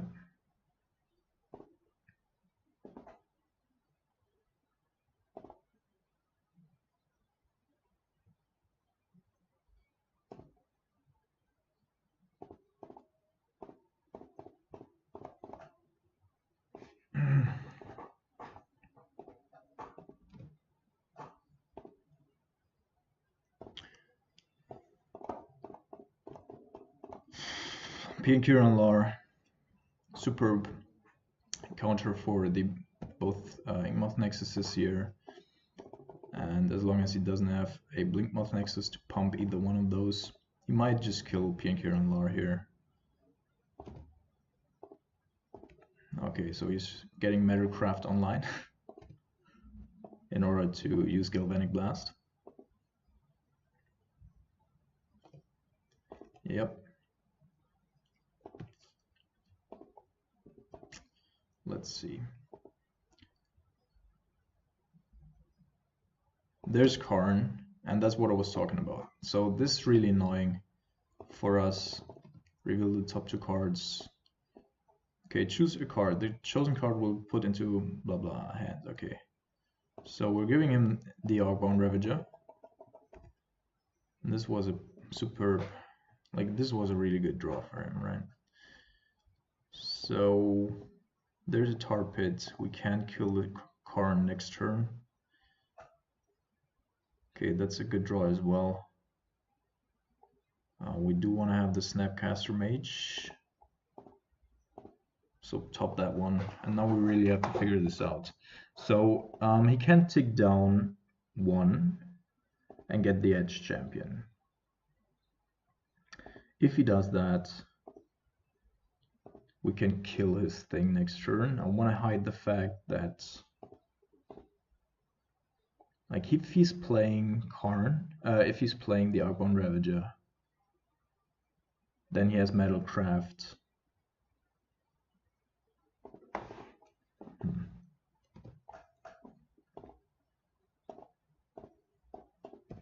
This is annoying.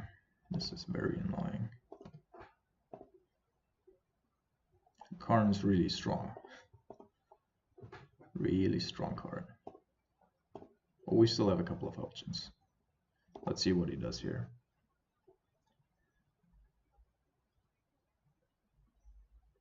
So if he takes down, he knows he's in.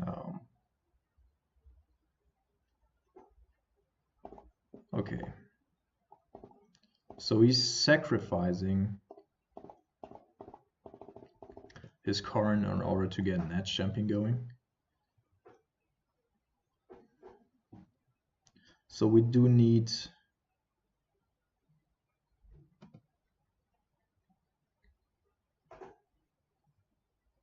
there comes Archbone Ravager.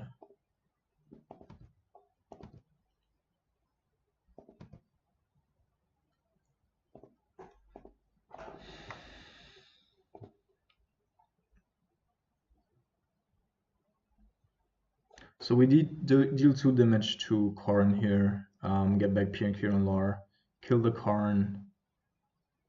We can get rid of the Archbone Ravager anyway, so then have 4 turns. Man, this is annoying.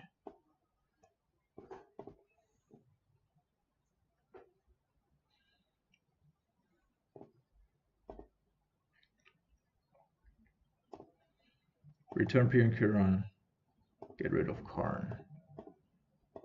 Seems obvious.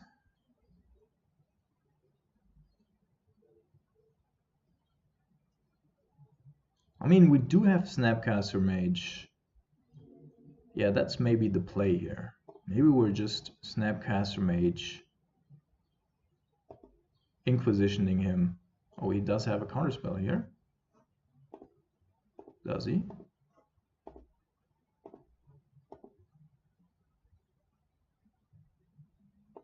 Okay.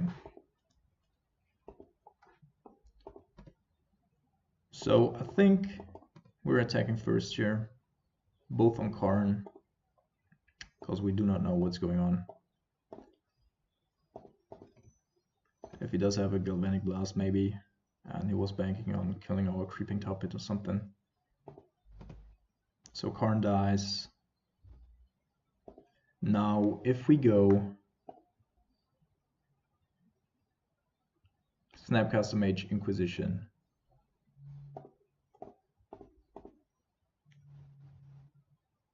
take away the Archbone Ravager.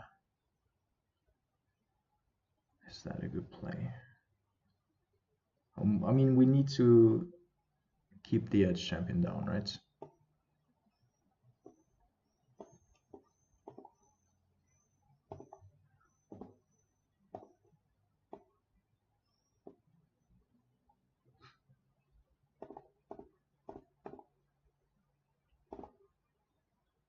Oh my goodness, there's another Edge Champion, but we can actually deal with, like, Edge Champions by itself. Okay, so we're gonna drain him here. And then next turn we're gonna play Pian Lar, and then it's a race. Let's see if we can win it. We have 4 in the air potentially if he attacks. Then we have 4 on the ground. He's attacking us to 11 here. We're attacking him back for 2. We do have a Creeping Tower Pit as backup. Snapcaster Mage good with the Colgan's commands. Something for the turns to come.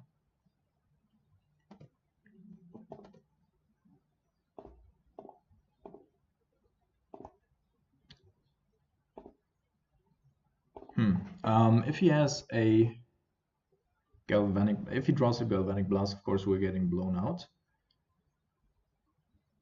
So we probably want to keep one additionally back, just hitting him for a little bit here. And I think we can raise, like, I mean, it's, it's early still, but we might be able to raise him. Snapcaster Mage into, oh my goodness, our opponent just scoops. That's great. Woohoo! That was a tough matchup. That was a tough matchup. Well, 3-0, still rolling. Still rolling. I think it was the right play there to take the Arcbound Ravager. I don't know why he didn't play the Arcbound in that moment, but that definitely was his mistake.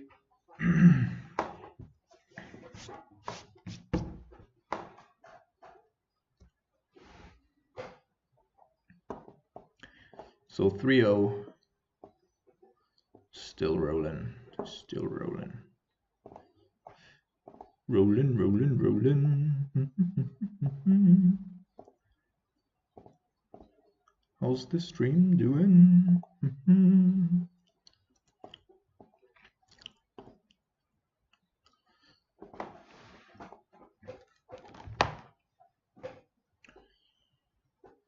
Sneak peek.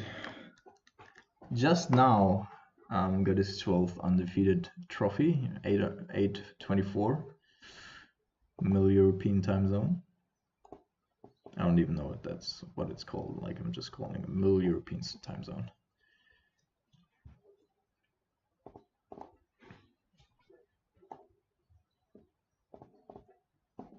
All right, luck has chosen to avoid us this time. But maybe our opponent does have a similarly bad hand, and he's also on the mulligan. All right, so humans, come on. Nope, don't want an additional land. Our opponent has put a card to the bottom as well.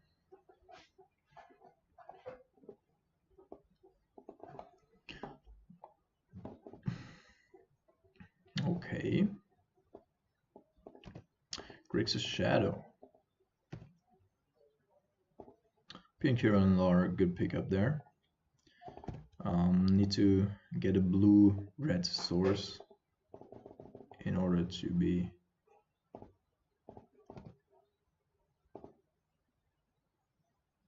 okay. Mulling over Stubborn Denial. I think they're playing 2 main boards. Might also be on 3. So having no access to that on hand right now, diminishing the chances that he does have counter magic up.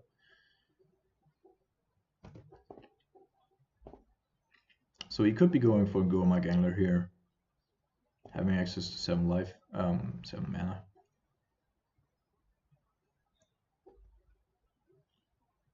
That would be great. Yep. So Stubborn Denial is going for good. We do have a clean shot without Terminate. Have another Terminate and the Bolt in hand and the Pierre and Kieran Lar coming up.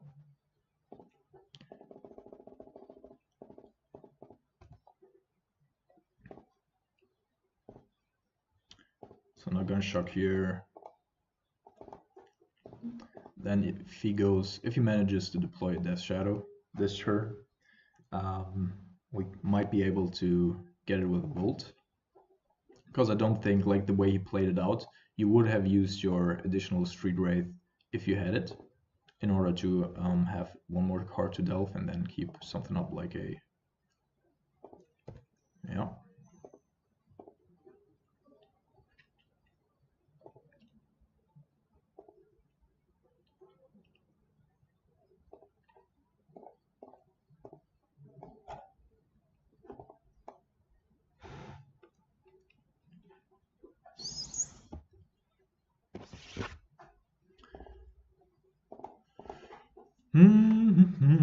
It's somewhat the dead hour here. Like early in the morning in Europe, It's middle of the night in the US.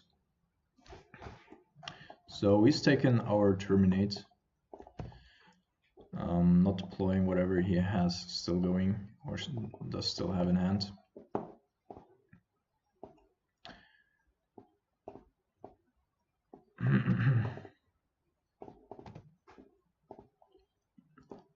So we can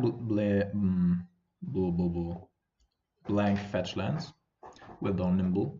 It might be beneficial though. Yeah, I think I'm playing the Nimble out end of turn here. Because if he doesn't have a fetch land and he's playing mainly fatal pushes.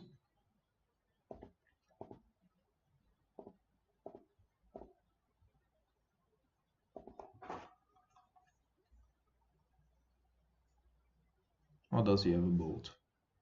I think some lists also shifted a little bit to having more lightning bolts in the main deck. But that might also be, I don't know, wishful thinking.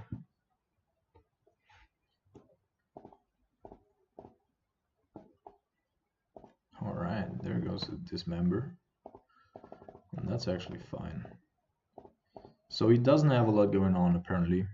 I don't think that he can handle a resolved Liliana, so we're gonna do that here. Pitching our Bolt, I think, because the other two cards are pretty relevant. Or are we? Or are we just pitching Piankir and Lar here? I mean, once we resolve Piankir and Lar, it's just great. But having him in the squeeze, also pretty good, right? Yeah, let's pitch Piankiran, the one that we currently cannot play. And then if we draw a Colligan's Command or additional, all right, so he's been sandbagging a land there. Apparently has at least one Death Shadow in hand. So I'm a little bit confused as to what he's playing here. Like casting the Dismember for actual mana instead of using life as a resource.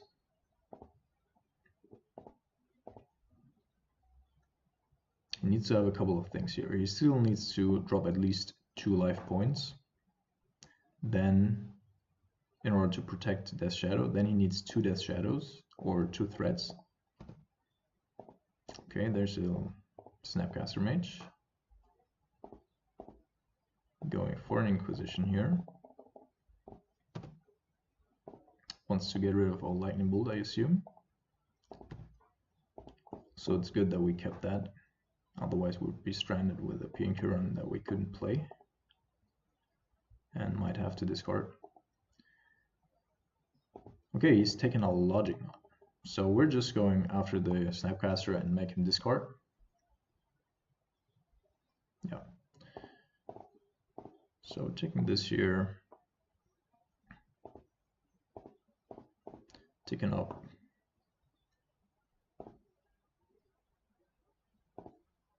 See what opponent discards here. Fail push, sure.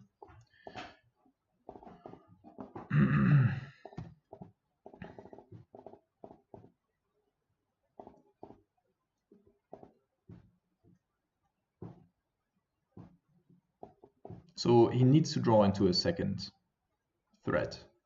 Like just one threat, having one threat isn't enough. Maybe he drew into a second threat. Apparently he did, into a Delph threat. Well, that's awkward, of course. That's lucky of our opponent. Could we have... No. Like if we just sandbag the Lightning Bolt, then that wouldn't have changed. Yeah. Alright. But we can rely on our luck here. Snapcaster, no, he's just to die. Off the top, sealing the deal here. Liliana exceptionally good in the matchup.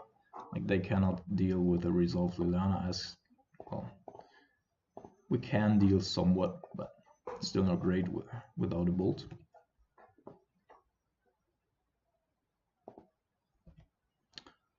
Alright, I think it's a little bit laggy right now. There's P and Q and LAR. This time we're gonna keep it up. And yeah, Liliana dies to a lightning bolt, but he needs to draw one and he needs to play some. So we're just gonna get in with the Snapcaster Mage and make him have more threats. Or discard spells. So if he thins here, then it's going down to from a 5-turn clock to a 4-turn clock, so that's fine with me as well.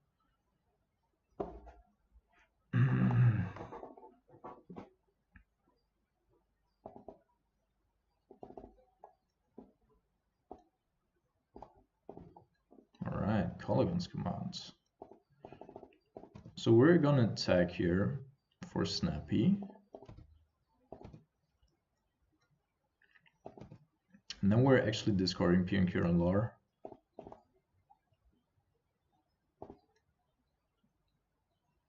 Don't know what he could have here. But Colligan's command gives us all the versatility that we need. We can get back a Nimble Obstructionist so that we can actually finish the game next turn. Okay. There is his very own Colligan's commands. So he deals 2 damage and makes us discard a card. So yeah, that's a little annoying, of course, Colligan's commands here.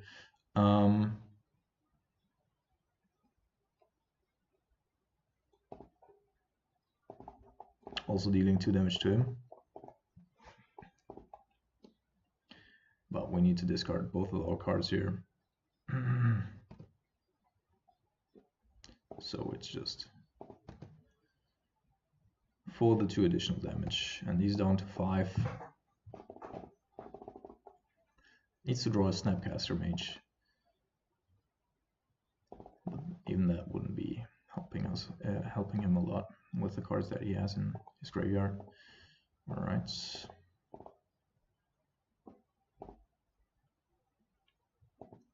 He drew another thing. There's a Snapcaster. Alright. Interesting. I mean, still forcing him to play it here for no additional value. Pretty reasonable, good for us. Probably attacking Liliana, yeah. But he's on 5, so I'm actually, like, he can't kill it next turn. I'm gonna make him discard, attack for 3 with the Tar Pit, and then kill him. So this time that was a stubborn denial. Attacking for 3 here, and I don't think there's an out for him.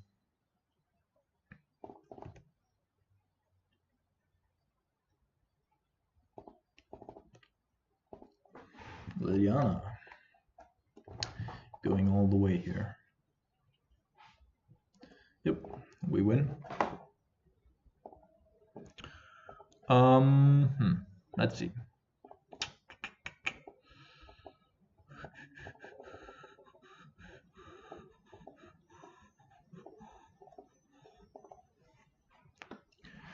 So collective brutality, definitely something that we want to have access to have additional looks at their hands and be able to, like in the later stages of the game, when they're at 5 life, have a bold collective brutality, something like that. P&Q and LAR, certainly one of the best cards that we can draw here. Trimming a little bit on our cryptic commands and logic notes because they're a little clunky against 1 mana spells. Surgical So Counter Squall, definitely also a good thing because of the minus, but opponents could be playing around that.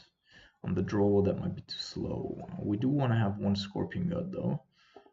Attacking the land base can make sense in certain matchups, but doesn't always make sense.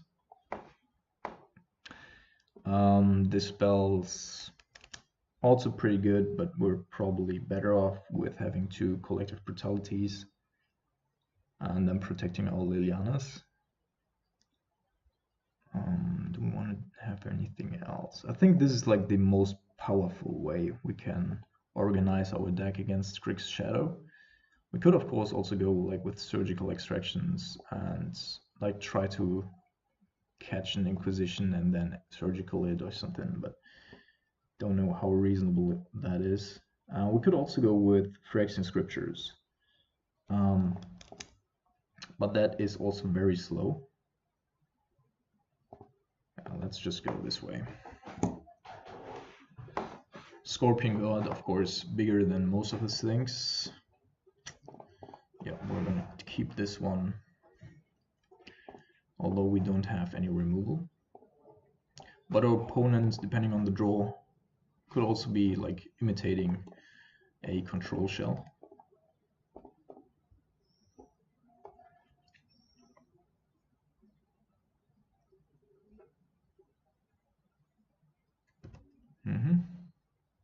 So probably a Thought Scour there. Gonna go after a black source here first, in case we draw some kind of discard spell.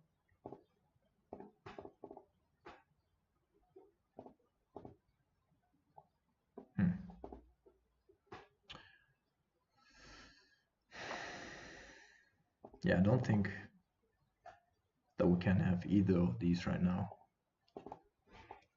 We need more lands. We need to find something against a turn 2 Gormak or a Resolve Tasker.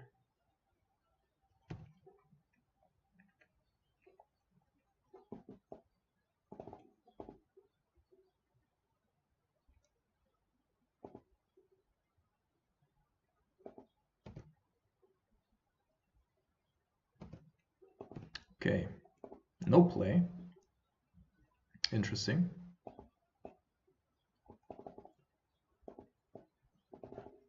Opponent might have his very own Lilianas in hand, which slow him down a little bit.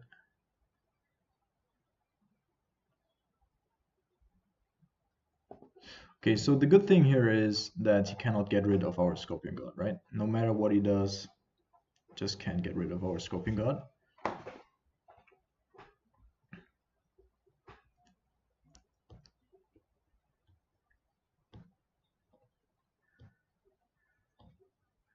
Like for good, I mean. Like we can always get it back with Liliana or Colligan's Command and then just cycle it as long as we want.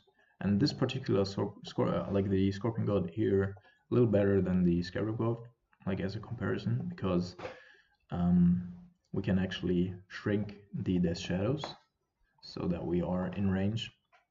I mean, of course, that requires us to have a lot of mana and him just playing Death Shadows off the top, but in that moment, Scorpion God is pretty good, and sometimes even can attack into a...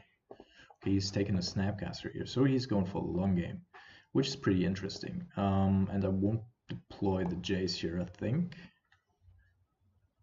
Will I?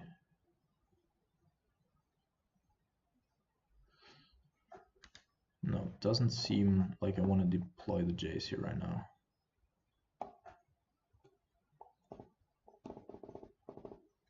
Something strange about the play pattern of our opponent. Something's up. In the bushes, as they say. Still need to find more lands. There's a land, there's a Nimble. Don't want the Jace right now. So we're grabbing the Jimble.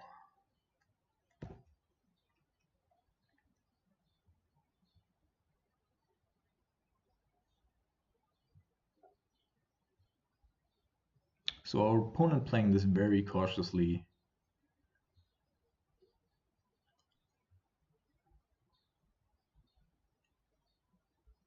Jace Santiago.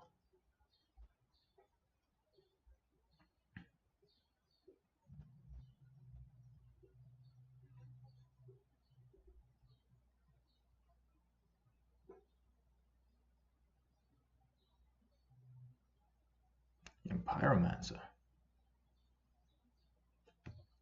Okay. Interesting.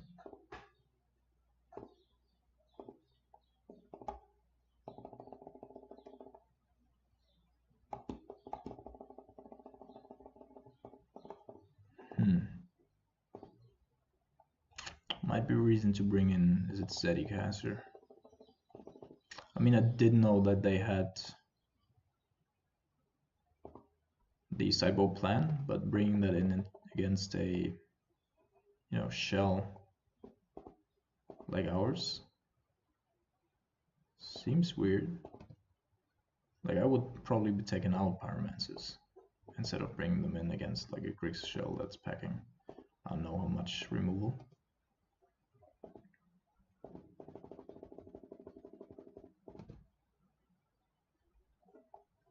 Let's see what opponent does here.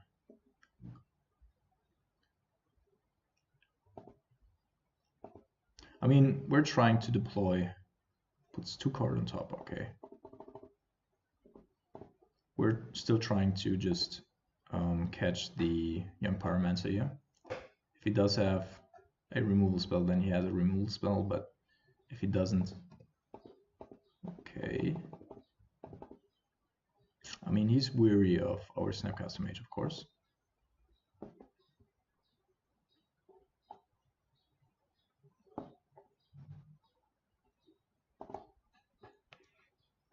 So opponent taking his time.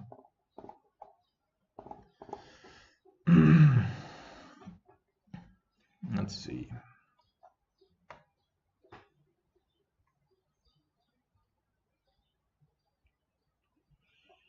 We are also almost required to fetch for another Steam Vents here, because we need to deploy Pioneer and Lar and have access to a cryptic command. So what did our opponent do this time? They top-bottomed. There's a Thoughtseize. Not the worst. So now they do need some sort of removal spell, I guess.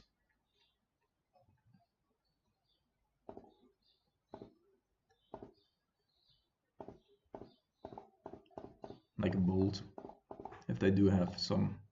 I'm deploying the Nimble here because I don't think they have a bolt and they cannot counter squall it. And if they're taking the Snapcaster Mage, that's fine. But they are most likely to take the Pioneer and Lar, I would assume. They're also going down to 7 here. We'd be taking 2 this turn, 5 next turn. So going on to 6 at that point. We might also just be racing him.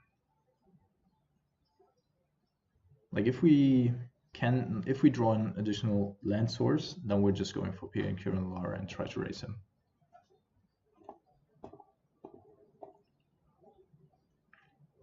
Then we do have a Scorpion God as backup, as well as Cryptic Command to tap draw. Yeah, Pioneer and Lar, that's what I thought. And he does have a bolt. Alright, so this is... Now he did have everything, and we don't have a way to get rid of the elemental tokens. Okay, we did draw a red source.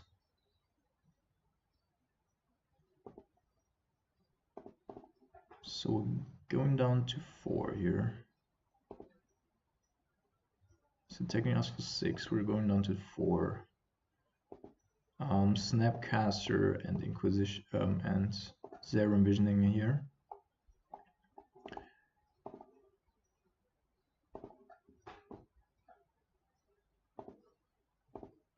That wasn't exceptionally good, like in case we draw a bolt. Okay, so we do have both of these, which are pretty good. Next turn we can terminate this or just go for...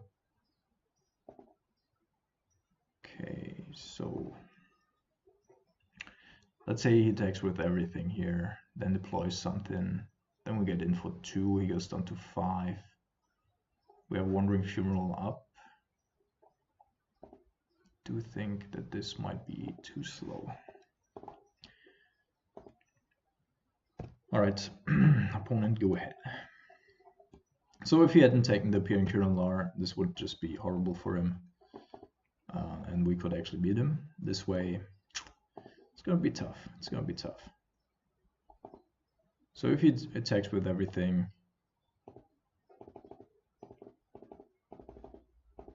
okay, just attacking with 4. So he doesn't want to sacrifice the Young Pyromancer, and I'm fine with this. I'm not like, this is not a 2-turn clock. This is a 3-turn clock. So he's giving us a little bit of time to actually do something.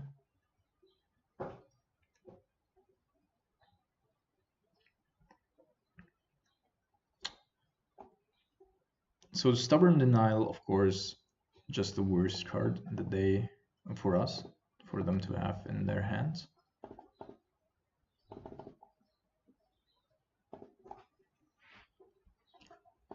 And he doesn't seem to have removal. Maybe he's sandbagging stuff, but I think the only out that we have here is going to his upkeep, going tap draw. Could also, what happens if we tap bounce? Oh, it doesn't make any difference, doesn't make sense. We're going tap draw, trying to resolve this. If he does have a Stubborn Denial, we just lose, yeah. All right.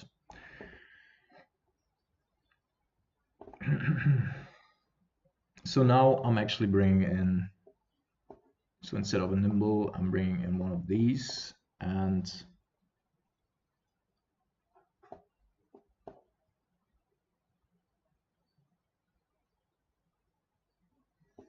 how good is Cryptic Commands? Do want to have Phyrexian Scriptures to a certain degree.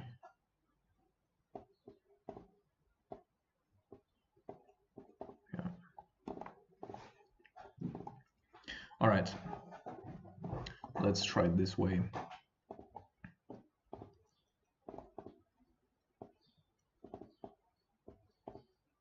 So that we have a little more play against the Resolved Young Pyromancer, and we also do have Graveyard Hate to bring in. Pretty potent Graveyard Hate, I have to say.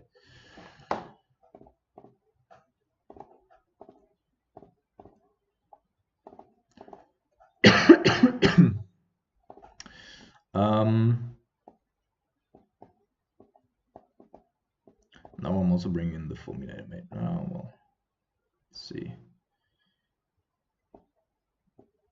Do we want to have counter spells here? Or don't we? Actually, I think I'm just going after his lands now. Yeah. All right.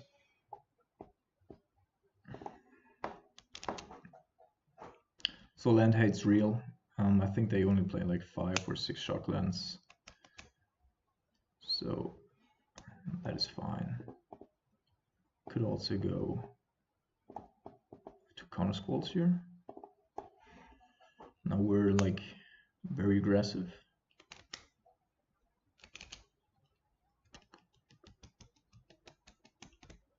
And a little bit of counter magic, you know, always good to have. Although Jay's good, very unlikely to survive. Don't really like him in the matchup. Maybe I should have already taken him out for game 2. Well, let's see. Okay, yes, we would like to play first, and we're going to keep this. Pretty decent hands. It's unlikely that our Liliana will see the day of light and get there like last turn, but you know, still rather have her in hand than do not have her. And we do have a Appearing Kiralar in combination with Terminate, so one of the best hands we could imagine. Of course, might still not be good enough.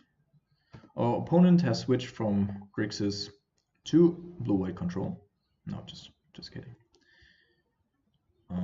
Wargrave here. Then a polluted delta. We draw another Snapcaster Mage. Also good draw. Now we want to have an additional land source, of course, because polluted delta. No, we're fetching for Blood Crypt actually. Let's see what he discarded. Zero Visions as well as a Street Wraith. So it's unlikely that he can deploy it. Okay. No plays by opponent here. So he's apparently waiting for a discard spell to, or a way to protect. Oh, that's great. So we're actually countering the fetch land here.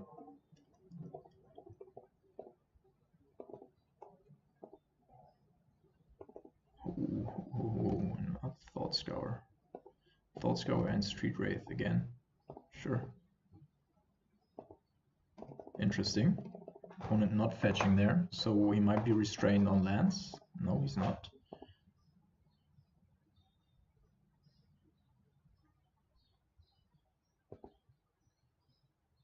This is a fun matchup.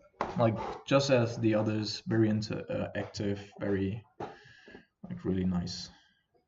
Love it.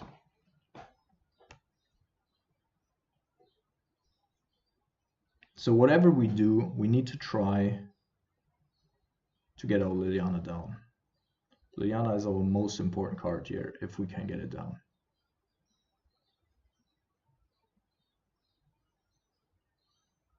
And I hope for him. All right, so there's a Gomag Angler. That's fine.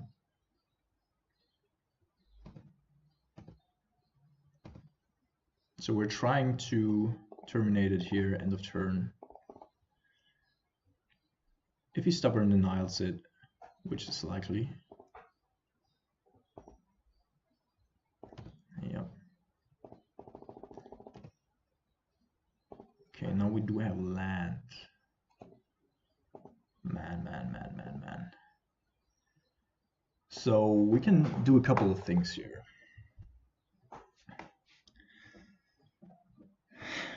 We could resolve Piankir and Lar, and that wouldn't be any problem.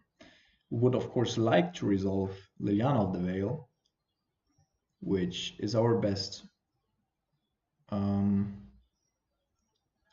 play. But what we really would like is to test if he has another counterspell. Does he even play another Steam Vents? Can he fetch for blue here? Okay, I really want to check that out. MTG top 8. No, he can. He plays another Wargrave, so okay.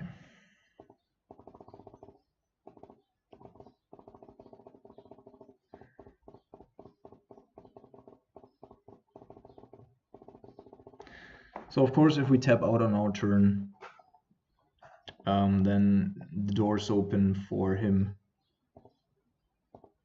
to resolve, say, a Liliana of his own. But if we also, like, if he has a Snapcaster Mage, then we also die here.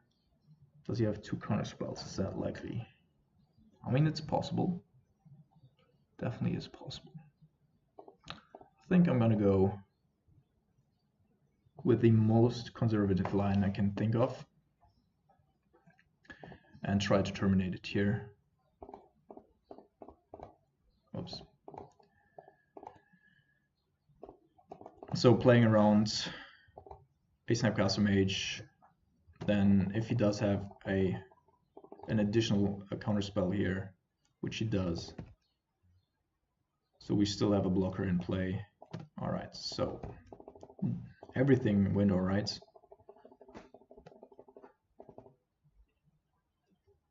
We still do have Piankir and Lar up. We are taking 3 here.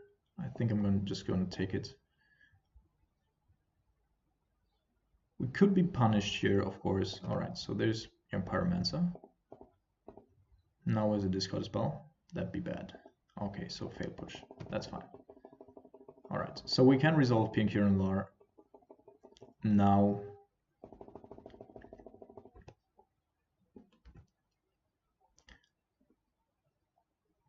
Played around most of his counter magic.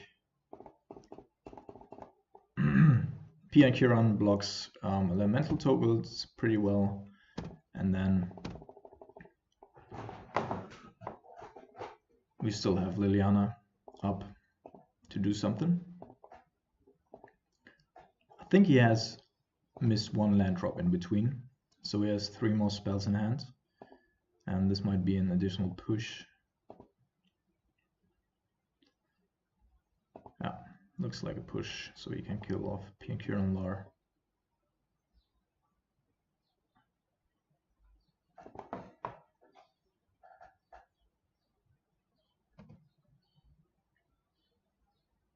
So we have a couple of outs against the Young Pyromancer, so that's not a big deal. Still have some life to work with. Need to get rid of the Gomag Angler first.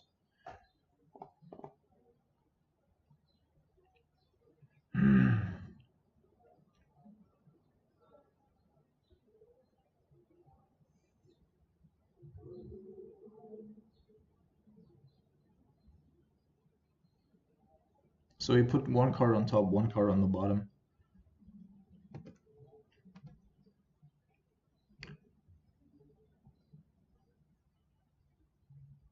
Okay, attacking with an elemental token here. Definitely gonna block the elemental because you already played a land.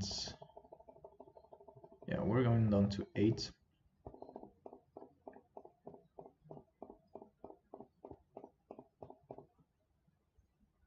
Now he's pushing our Liliana, Piankir, and Lar. Okay. Interesting line of play there. Don't know what he was, trying to prevent. So now we are probably playing Collective Brutality, having a look at his hand, discarding Nimble Obstructionist. Are we discarding Nimble Obstructionist?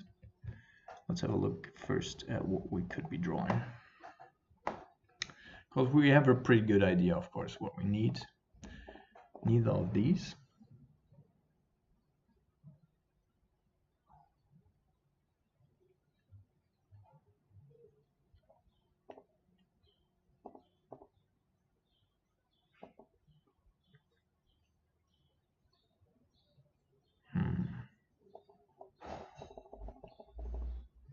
Nimble could actually win the race here. If we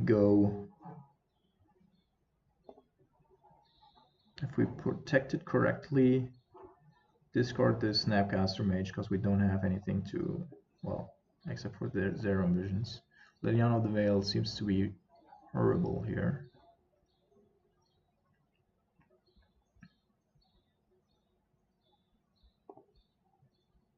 Okay, if we escalate 3 modes, make it here, drain, get rid of Young Pyromancer, and then make him discard. We discard Liliana as well as the island. Then we have potential 5 power in play, going up to 10 here. Can block 2 here. Of course, we still need a removal spell for Gormag Angler, but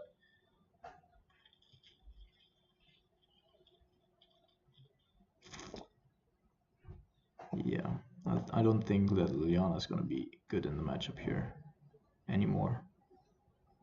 And then next turn we can't play the Snapcaster Mage actually. Maybe we're just going for this.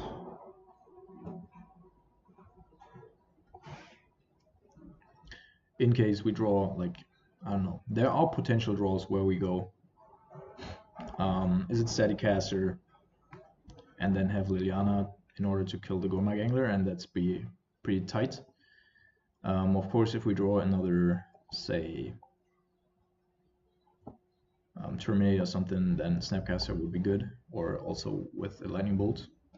Okay, there's a Lightning Bolt hitting us.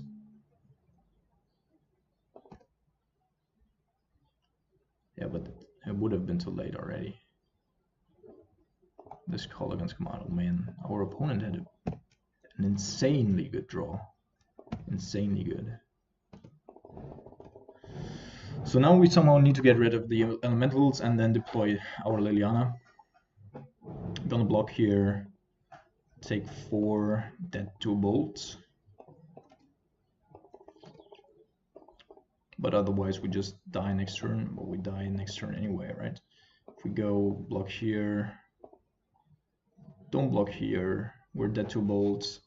If we block, we get rid of the Gormag Angler, then we still need to string some together. No, it doesn't. Just taking 4, trying to hit in. Is it Zetacaster here?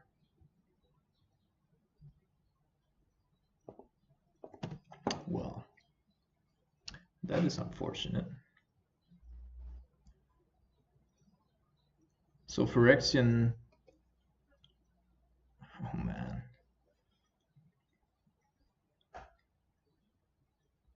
Yeah, we're just dead. Except if he sacrifices the Gormag Angler, of course. So we've been caught 2 times by young Pyromancer. I'm a little bit upset about that because I thought we had brought in enough stuff to, you know, protect against that. Like we have so much discard spells, so much removal, so much mass removal, like so many things, and it didn't work out.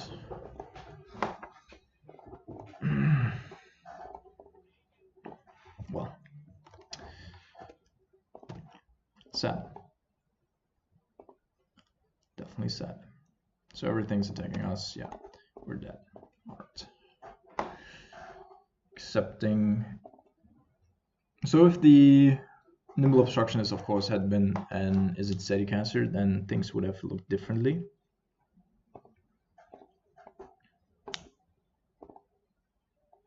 Against Jay San Diego.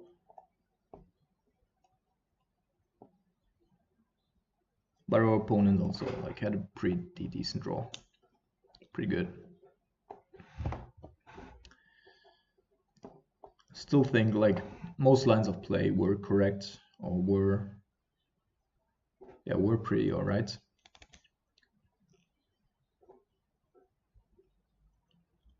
I mean, boarding 2 Is It Zedicasters and boarding out 1 additional Nimble on the play seems somewhat awkward as well. Maybe we shouldn't. Well, we had it terminate. So terminate and Liliana. Is there a reason to play it any differently or not keep the hand? I don't think so. Like we had access to Peony Cure and Lar. We had a good hand and just didn't draw into enough interaction spells.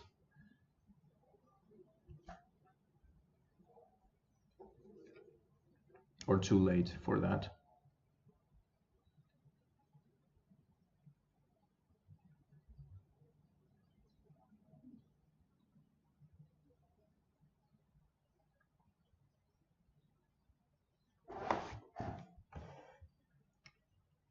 I'm gonna go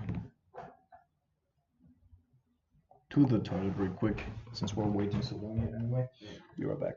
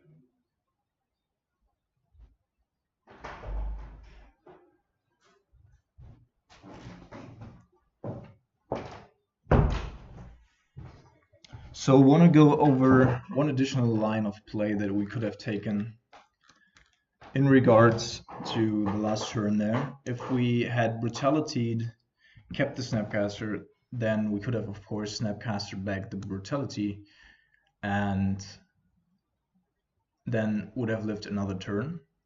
I didn't see what we would have drawn, but that would have been a potential line that would have kept us alive and maybe would have been better, but then we would have had to discard something again as well. He discarded our Nimble. He would have discarded our Snapcaster Mage then, of course, so also wouldn't have helped us. All right, let's go for the last round and make it a 4-1. No pressure though. Not a good hand.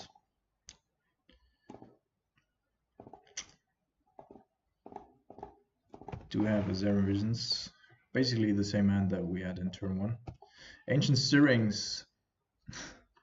So we're playing Tron. Or could also be, yeah. So we are playing green red.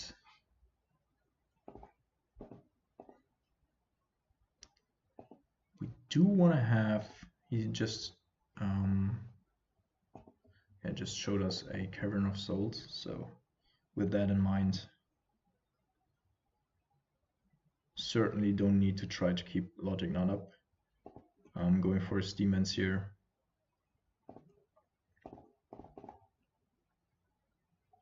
Interesting last matchup, definitely interesting. Don't want to have the Tar Pit right now. Do need a black source.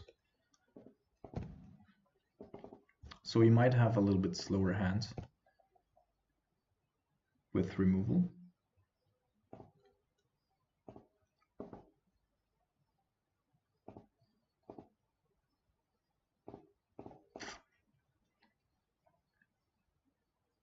He's sandbagging an Eldrazi temple. Doesn't make any sense. Probably doesn't, right? He could, of course, also have Blood-Brazen Elves. Do we need the Jays?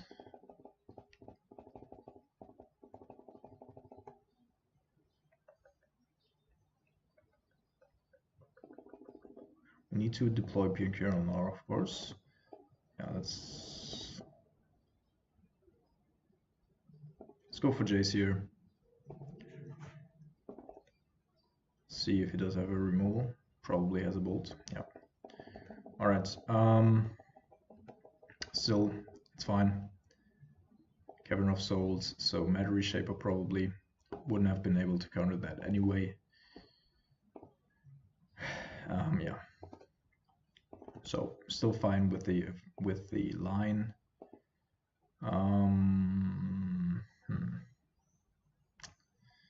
If he does have a Thought-Knot Seer, like, we have to be a little bit cautious with our life total. If he does have a Thought-Knot Seer though,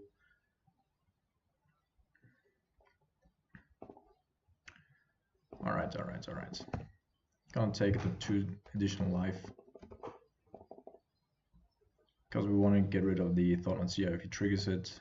Otherwise, okay, so no. Yep, going down to 10.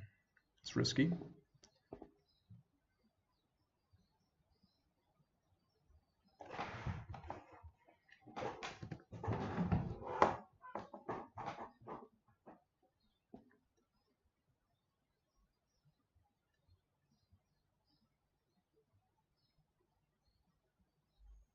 There's a Thought-Knot Seer.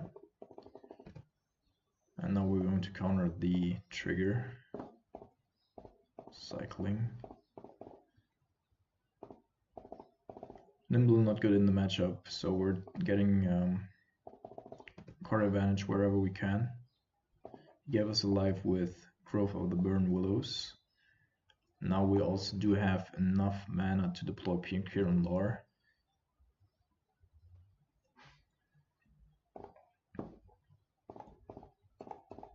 Of course, only something for as a buffer, but That was a mistake by our opponent, by the way. He tapped Growth of the Burn Willows for green. Didn't need to, of course, in order to deploy a Thought-Knot Seer. Don't know why he did that. So if he attacks with both, he certainly does have another removal spell.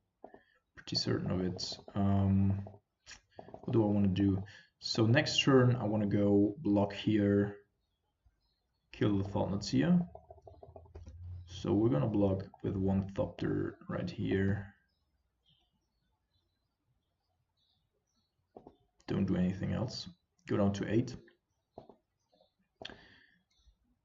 Does he have an additional Thought-Knot Seer? No, there's a Noble Hierarch.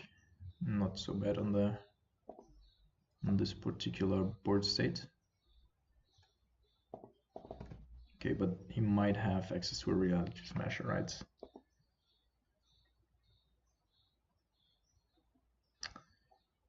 Okay.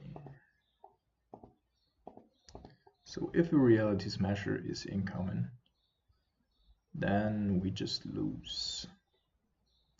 Is it worth to bolt the Hierarch here? I'm certain that at least one of the cards in his hand is still a removal spell. And we can get rid of the Thought-Knot Seer, kill the Matter Reshaper even.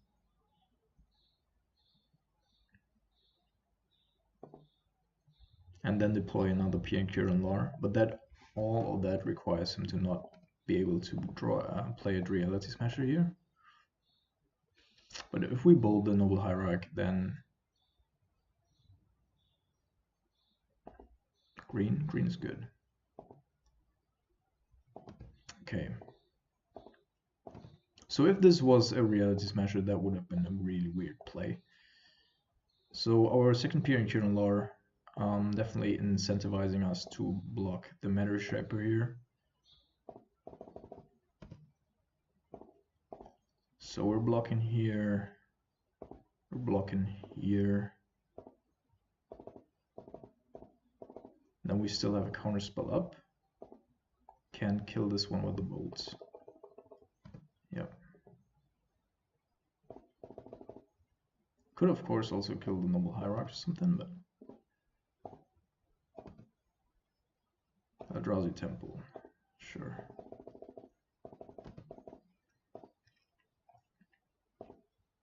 Okay, so we had the 5th mana anyway. No reason for us to play any different there. We're getting a 2-for-1 from the Thought-Knot Seer. Piankiran Lar just being exceptionally good again. So falling below 6 and falling below 6 doesn't make a difference to us. So we're gonna have a look at his hand. Maybe he has like a Dismember or something. Although, like if he does have a double bolt, then we just die. But let's have a look, just so we know what we're dealing with. Yeah, there's a Dismember, so that's good. We're deploying Piankiran Lar here. There's only one card that we don't want to see off the top. Well, let's say 2. And then we have Cryptic Command and Logic Not Up. Of course, not great against Eldrazi Cavern of Souls. Ancient Stirring is bad for us. There's Reality Smasher. So there it goes. And he's attacking for 7.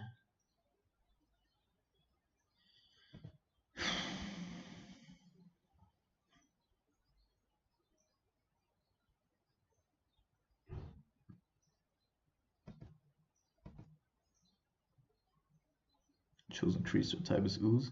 Motherfucker. Yeah, I mean, we're blocking everything that we can. So I think this going on to 1.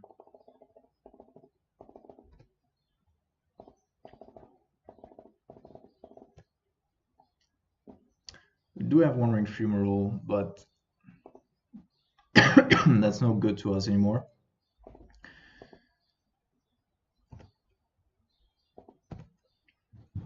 Well, best top deck. Otherwise, I think we could have won here.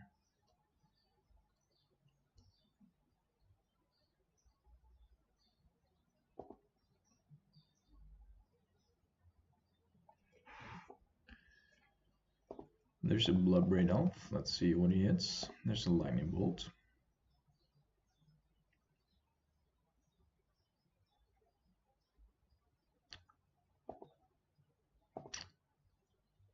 Counter and tap all creatures our opponent controls.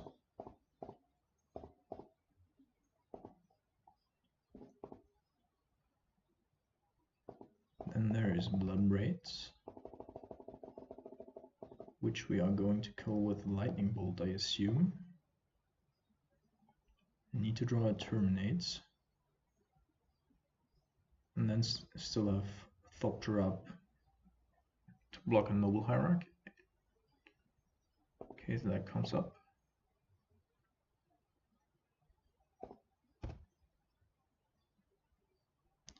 Snapcaster Mage. Well, we can buy us another turn, I assume. Should have gotten in with the Thopter here.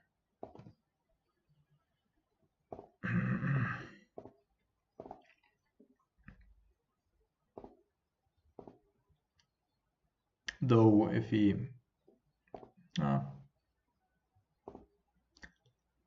tap draw. I mean, terminate and we're kind of back in the game, right? Jason Derulo. Not a good draw. Terminate. Oh man, there's Terminate. There's Color Gun's Command and there's another Terminate. Definitely want to have all of these. So he has used 2 Lightning Bolts. We're gonna pitch the Logic Knot. We're gonna play the J so we have access to more Terminates if we need to. So we're gonna top here. Play out the Jace. Hope he doesn't top deck another Reality Smasher. No! No, no, no, no, no, no! Oh my goodness, what did I do?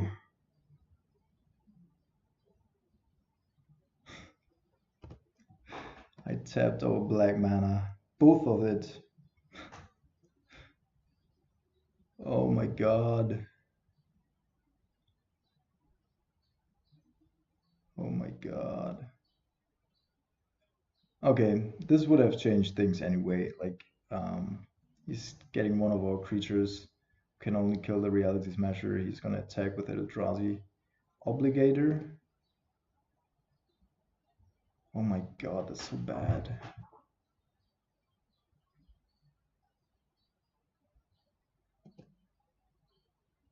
I mean, this is still a mistake, right? He could have just taken the Thopter and killed us. So if he didn't make a misplay here,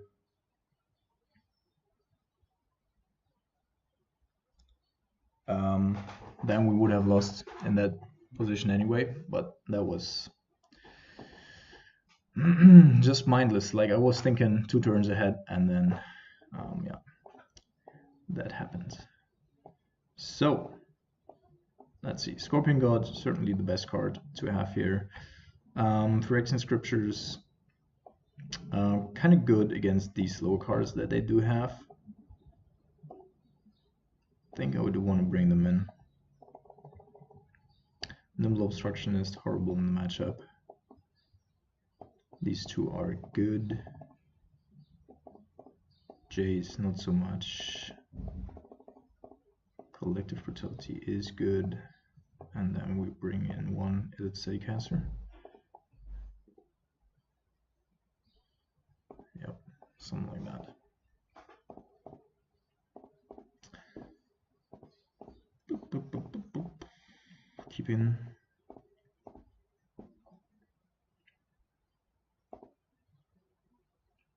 Shocking this defense if he starts off with a Noble Hierarch so that we have turn 2 Logic Knot up.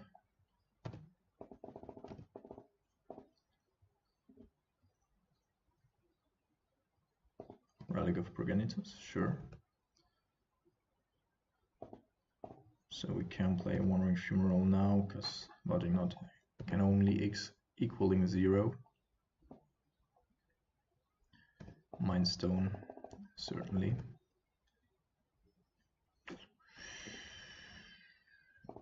Liliana. Not the worst draw, in case we draw an additional black source.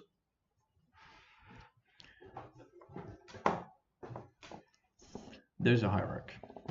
Sure. Let's see. Apparently it doesn't have another land drop, so I think we're going to kill the hierarch here. Okay, there's a land source.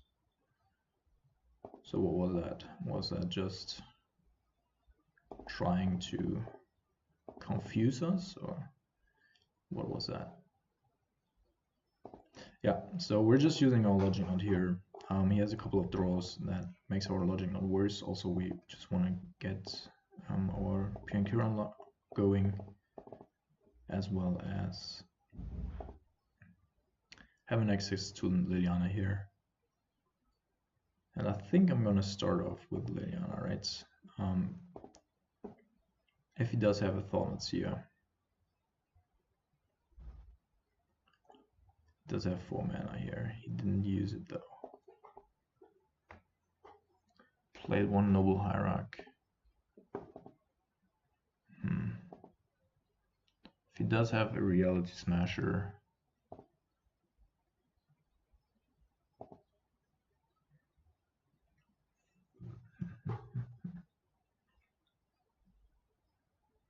we could kill the Noble Hierarch with the Bolt, take Liliana up, so that we do not die to a Bloodbraid.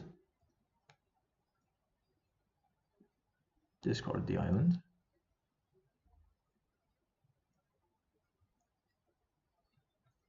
That's still horrible to a Reality Smasher though. So what's the best play here against Reality Smasher? Keeping Liliana in hand, of course, could be risky because of the Thought Knot. So I think bolting here makes sense, and then ticking up and ditching our land so that we have 2 Piankiran Lars, and he can't take any of them. See what he discards. Of course, the bolting the hierarch is not only mana restriction, but if he is playing a Thought Knot Seer here next turn, then we have a clear target and don't, yeah, see there's a Thought Knot Seer. So he was sandbagging it, totally content, like now Reality Smasher, and that's really bad for us, of course, but I mean, yep, sure.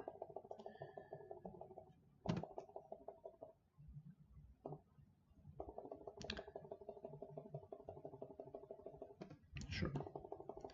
So we had the best possible.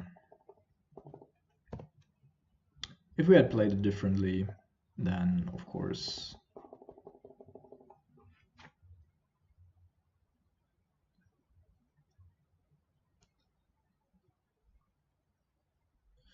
so we cannot bank on our Snapcaster Mage. They can just pop the relic. Doesn't make any sense to do that. Playing Piankiran Lar first here, taking the soaking the damage.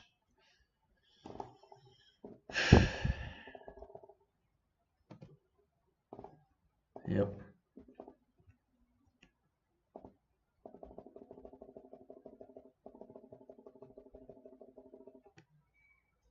Yep, taking it.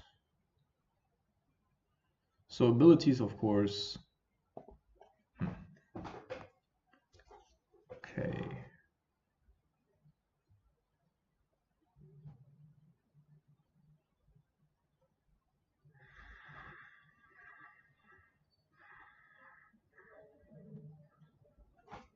So this is a very interesting spot, right? So we're blocking with Thopter, Piankiran Lar, and Thopter. Kill 1 Thopter to get rid of Reality Smasher. Could of course also just take, well, you know what, we're just attacking. Just cock-blocking him here. Fuck you. I mean, we're attacking for 5 here ourselves. Our opponent's creatures are going to dry. All of our creatures are gonna be artifacts. So beautiful design, by the way. Yep, up it goes. Up it goes. No, he's casting. All right, so cashing in the Mind Stone here would have been very funny if you went like, I mean, he can also kill us next turn, right? Okay.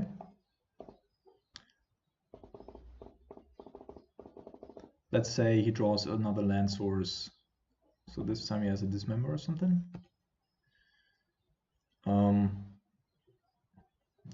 Another land source, Eldrazi Obligator. He attacks for 11.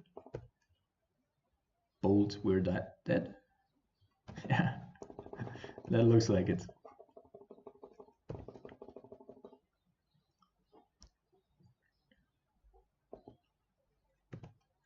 Okay. No Eldrazi Obligator here. Just yet. 5 life, of course, pretty bad. We do have collective brutalities though. Okay. Chapter 2.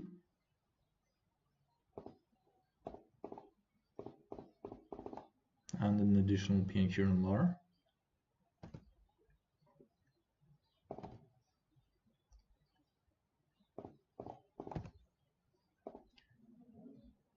We can kill him next turn if he doesn't have anything. If he does have something, then it is bad for us, of course, but okay, bolting Pioneer and Lar. This is great. This is way better than bolting us. Alright. There goes Tar Pit. Next turn he dies. Definitely I'm getting in for 4 here.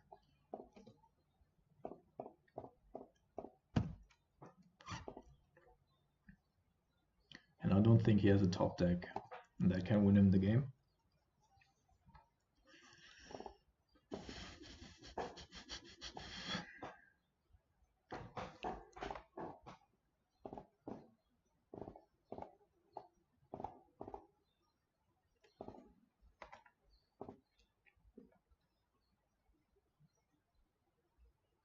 If he attacks, we're definitely going to just block with a Thopter. Don't want to give him a redraw.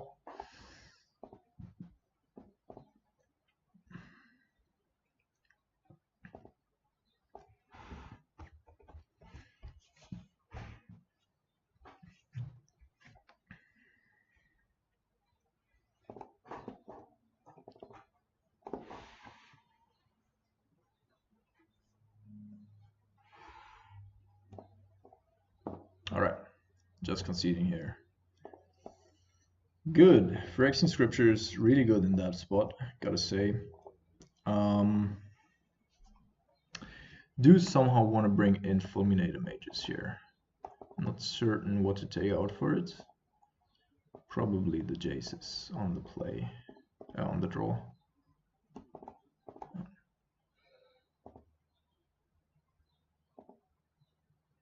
Gotta get there without the Jaces.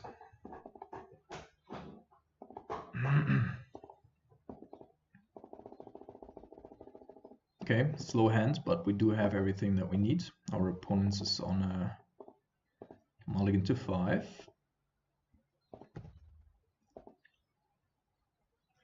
No play. Definitely gonna start this off with a Thoughtseize. Bloodbraid, Bloodbraid, Bloodbraid, Eldrazi Obligator. So Eldrazi Obligator, actually not a good card per se.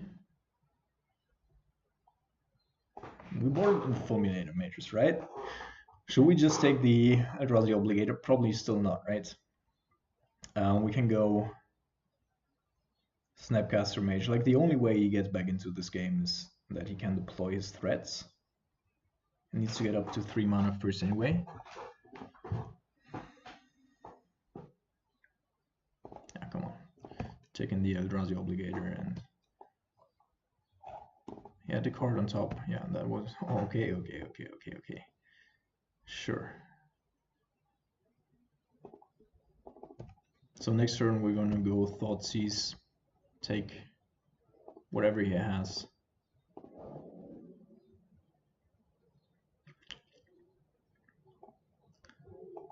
Then keep up stuff.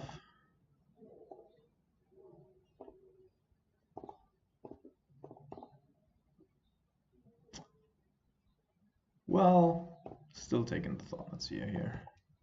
Eldrazi mana is still a real thing. Okay, there's 4 mana. So he actually does have plays here soon. Not gonna hold Snapcaster bags though, because we do have plays in Lightning Bolts. Alright, so now we're hitting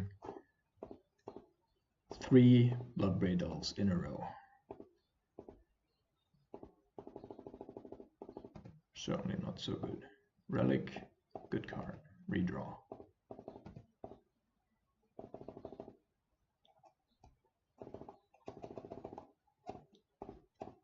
Not gonna take the damage here. Yep.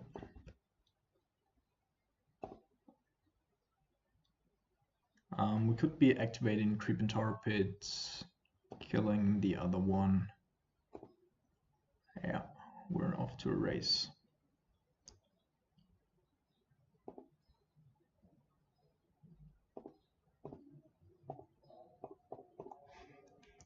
Taking for 5 here, and then we still have potentially 4 damage.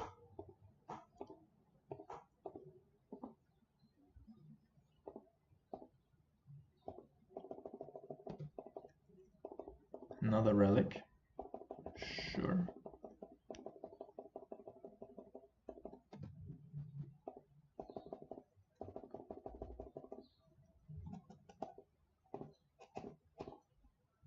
Still not taking it though.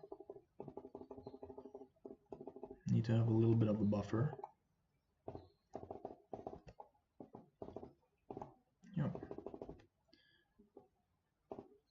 Okay, now we do have Terminate up.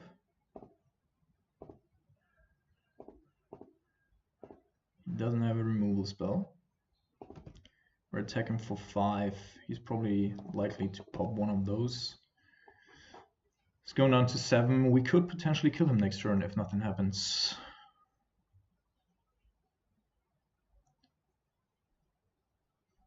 And he's definitely going to die a turn after that one.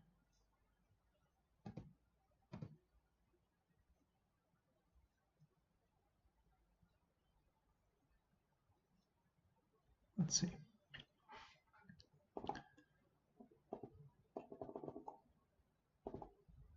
Okay, not the Bloodbraids. There's a Lightning Bolt. Alright, so Lightning Bolt definitely changing some of the equation here.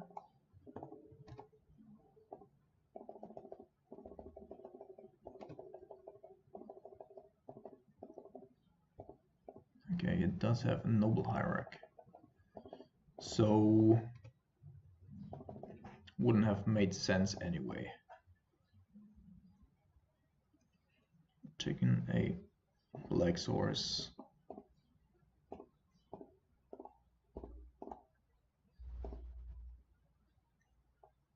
It's going on to... Yeah, to be honest, should have probably just played, like, foreseen this play pattern here. 3, 3. Okay. If I played the Collective Brutality last turn, then we would have already been able to kill him here. But he does need a couple of things to survive this. So...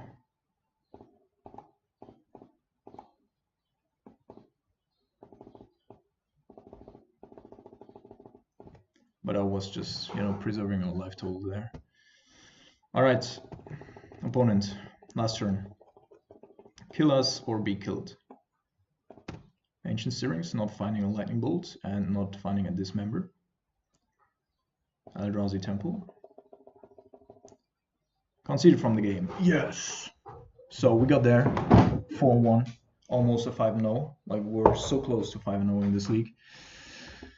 Pretty good training for tomorrow's Modern Challenge. Was super happy with most of the plays. I do think there were at least 2 or 3 instances where I should have played differently, but great league overall. I mean, we had to fight again, right? We always have to fight when we're playing Grixis, but on the upside, we always have a standing chance, a fighting chance. So yeah, let me know what you think. Hope you enjoyed it. Was a super fun league, one of the most fun that I've played in recent history, and hope you enjoyed it too. Sorry for the pop-up windows in between, but yeah, have a good day guys and see you soon.